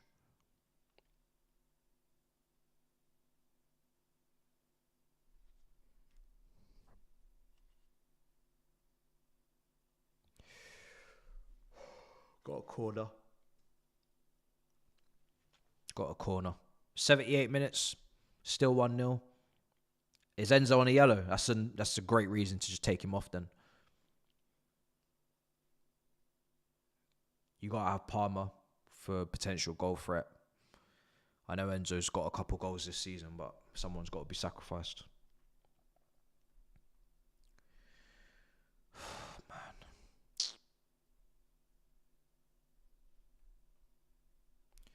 Somebody's got to be sacrificed.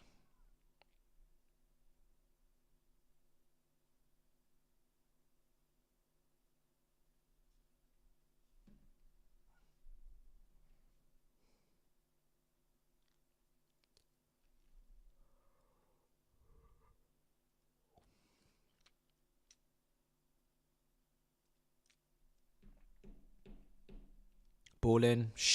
Fucking shit ball in. Jesus Christ. Oh my goodness. The delivery is just an eyesore. What kind of delivery was that? You may as well just take them short if you're going to put the ball in like that. Like, genuinely. Didn't even come off the ground. You may as well just take it short. Neto. Cucurella. Sancho.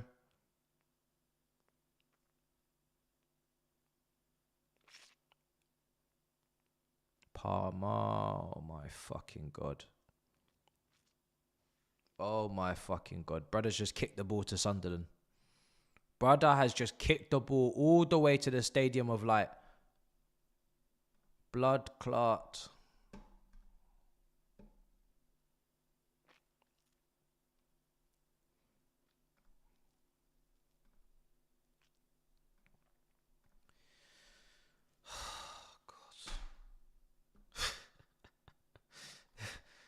This is crazy. I can't believe Jackson's done this to us. He's not even giving us a chance. He's not giving us a prayer. Man said, I'm just going to just fuck up your whole game and your next game and your game after that and your first game of the season if you're still at the club. Oh my goodness.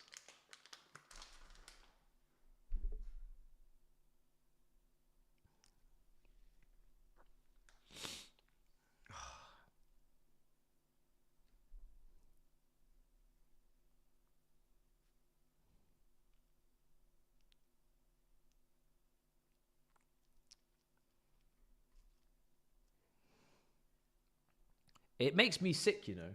Sanchez has been on his best behavior today. Best behavior. And there was still an individual error on this pitch. And it just results in a red card. Sanchez has been on his best behavior. Do you know how difficult it is for Sanchez to be behaving for this long? This is a guy that he likes to be the center of attention. He likes to lash out. He likes to do bad things. He likes to be the main man. And he is behaving. He is behaving so well. Someone else was like, yeah, fuck it, I'll do it. I'll sabotage today. Oh, man. It's George time. It's George time. Sancho. Oh, that's a really good effort, you know. That's a really good effort from Enzo. I'm not even sure how he's even managed to make that work. Yeah, he's just kind of just... I don't know. It's such a weird... Didn't get no time. Barely any backlift. Very good effort. Very good effort. Forcing the save for the corner.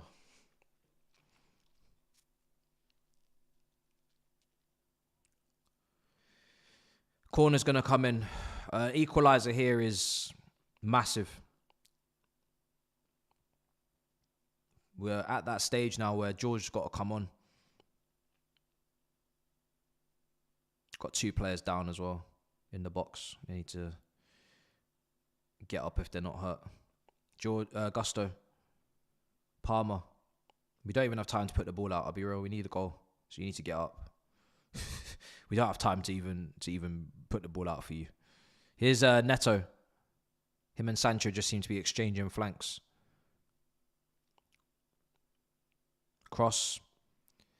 Headed down, headed away.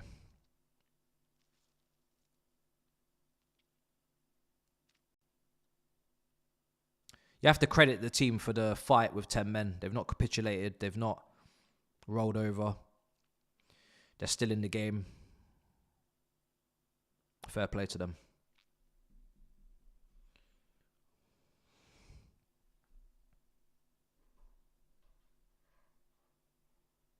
Yeah. I don't like to scapegoat, but unfortunately, one person has cost us this game. He's not given us a chance to even fight. I'm not going to beat around the bush in my max reaction. Brothers put us in such a stupid position. I'm not going to beat around the bush. I can't expect any masterclasses from any of these guys when we're down to 10 men. This game is too difficult as it is. You can't be down to 10 men away at Newcastle.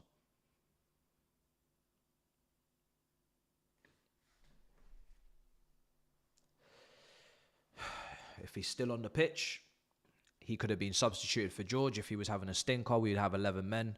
We might actually get something out of the game. Maybe we still lose. But we would have had a chance.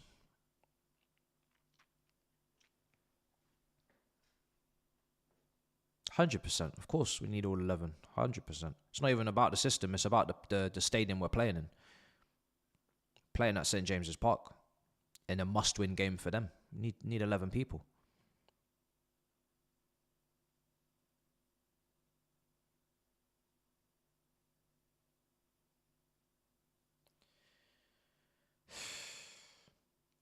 Yeah, they're fighting. I respect it. I'm angry, but I'm definitely appreciative of the graft that they're putting in, because it ain't easy to go out there with the situation. And that goal was obviously scored with 11, so that with 10 men, they've managed to keep everything equal, which is, I don't even know how that's happened. It's a shame that the defending on the first goal was so ridiculous.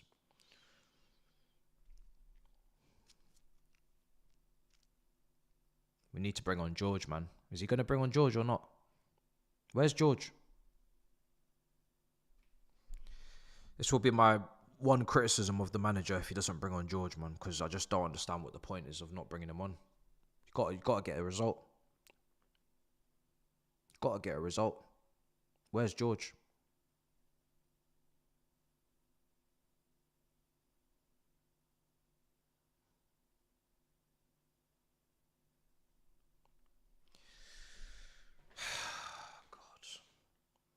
Such a strange, bizarre. I mean, you've been bringing on George in other games. I know we're down to 10 men now. It's not like you don't trust George. So I don't really understand what's going on.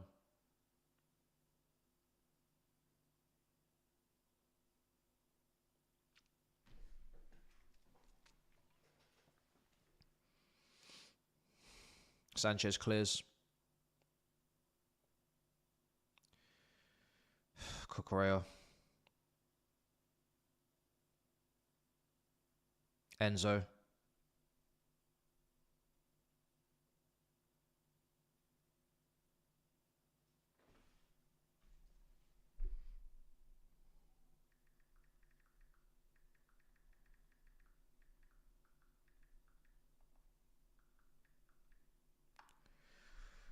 Four minutes to go.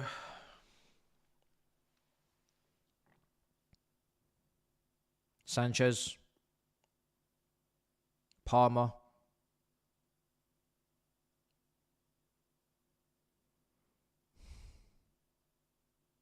Sanchez. Oh my days. Enzo.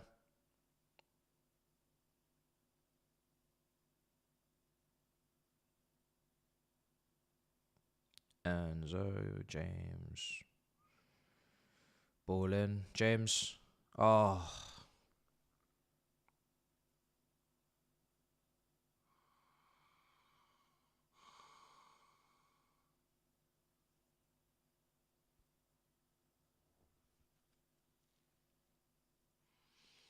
That's such a big chance.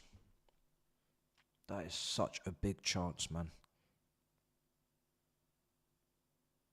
That is such a fucking massive chance.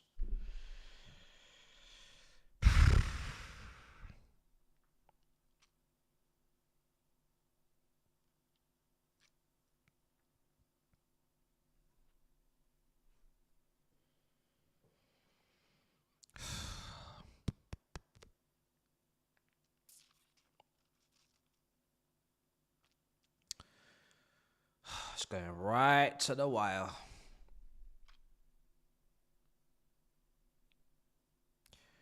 It's going right to the wire.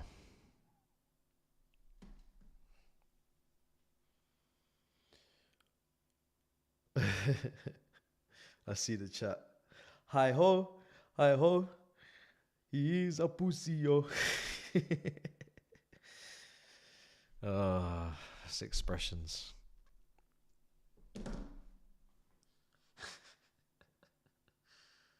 Thank God his club doesn't do anything important, honestly. Can you imagine if they were like Premier League winners and Champions League winners? Expressions, fuck, you know. We'd all be finished. God done us a big favour when they made him a Tottenham supporter. Making him a Man City supporter, fuck, you know.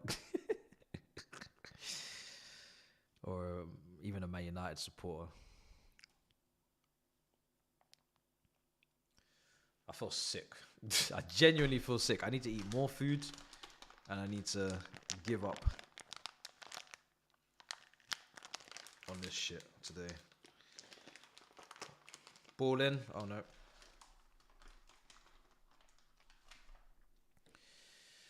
Oh God. Shot. Deflected. Oh, brilliant. There it is.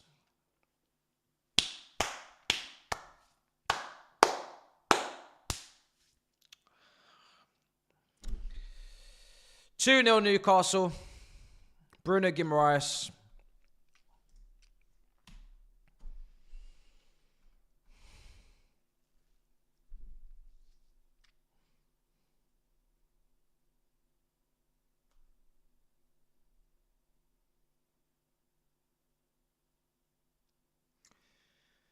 That's one Champions League position slot gone.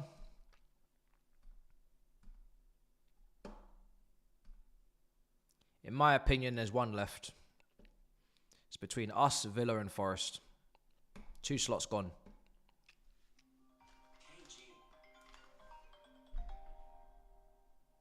Do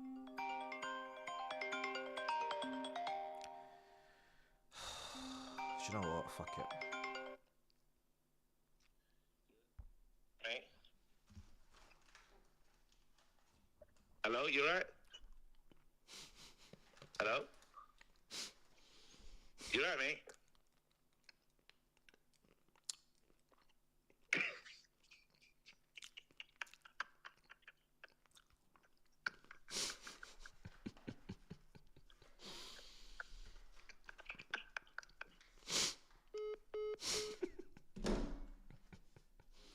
That's all we had to say to each other. We didn't need to say any words. We all know where it is. No one had to speak.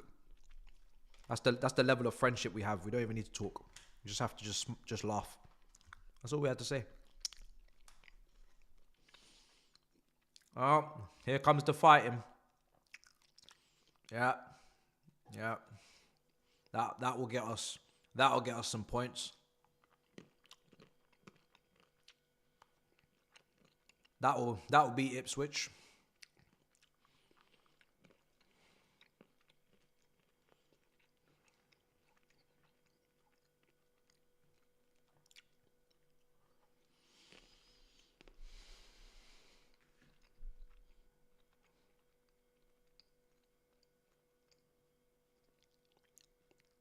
Colwell's not a captain. He's not ready. That brother needs to relax himself. When you can score some headers from a corner as a centre-back, then we can talk. There ain't going to be no centre-back who's not a threat of set pieces is going to run their mouth. It's not going to happen. It's not going to happen. If you're coming up for a corner and the other centre-backs are looking at you and laughing, you can't be doing anything. You can't be saying anything. You need to add that to your repertoire before you start all this aggressive shit.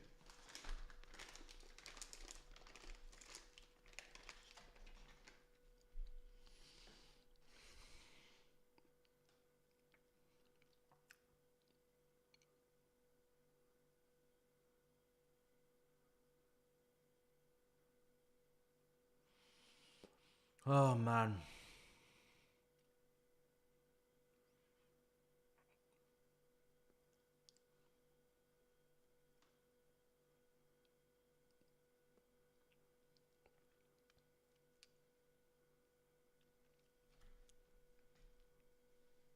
Look, there's nothing to be angry about now. This game was done from the moment Jackson got himself sent off. So, we know what we have to do. You have to beat Man United and you have to beat Nottingham Forest. Because I'm going to say, Forest will be beating Leicester later on today. So, and I'm not about to beg West Ham in 17th for some points off Forest. So, yeah, the situation is there.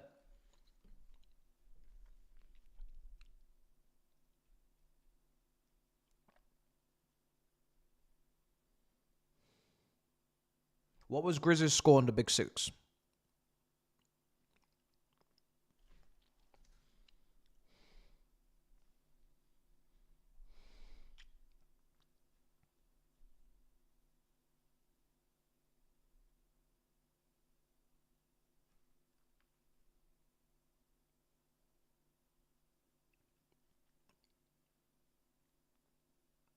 Two-1.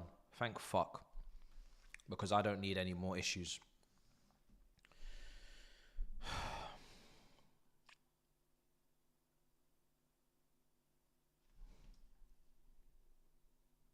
I don't think he said 2-0. I think he said 2-1.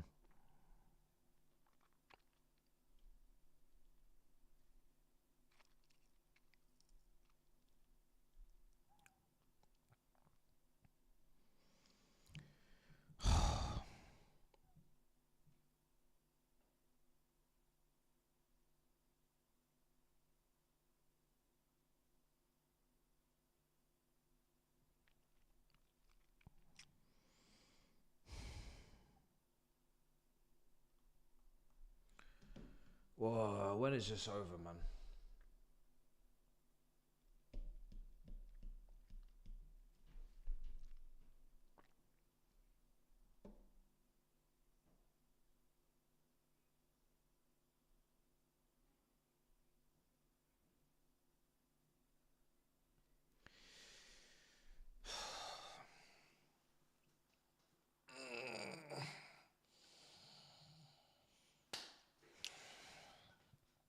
Full time.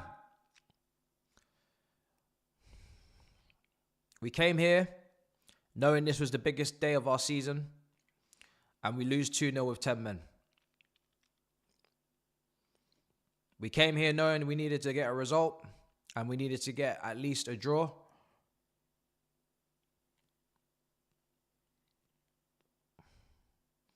We came here, some people talking about second place again.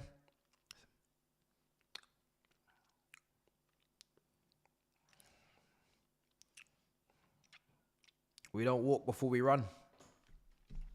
We don't walk before we run.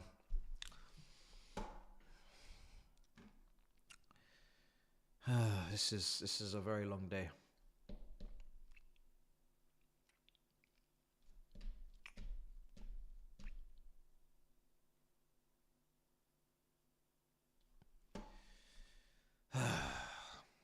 So, that leaves us in quite a predicament, chat.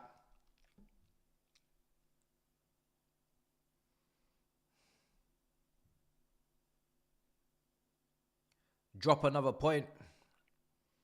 Kalas.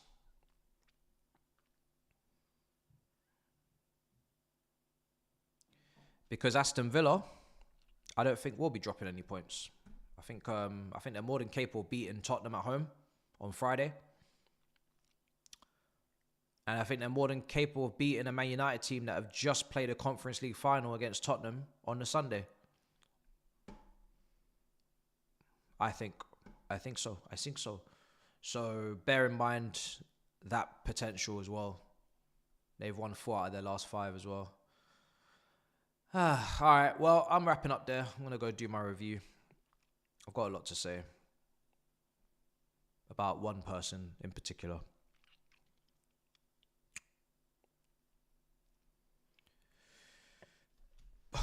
Until then, love and guidance, I guess.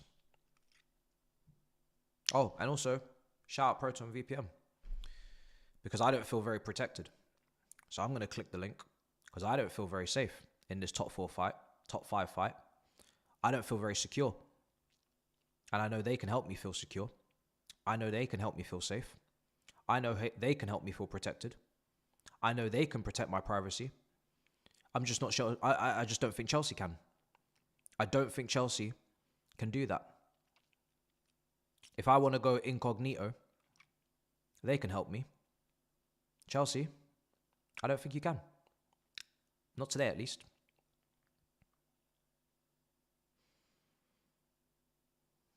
Their multi-club model, 6,500 servers. Our multi-club model, 1.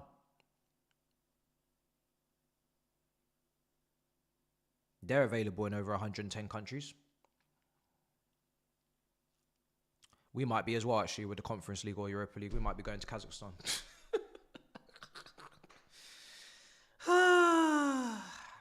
Link in description. Link pinned in the chat. Much appreciated. And this is going to be very stressful. That's all I have to say. I did warn you. So some of you were getting a bit giddy and you thought, hey, we gon' no, it's going to be stressful. Yeah? This is going to the last day, the last minute of the last day.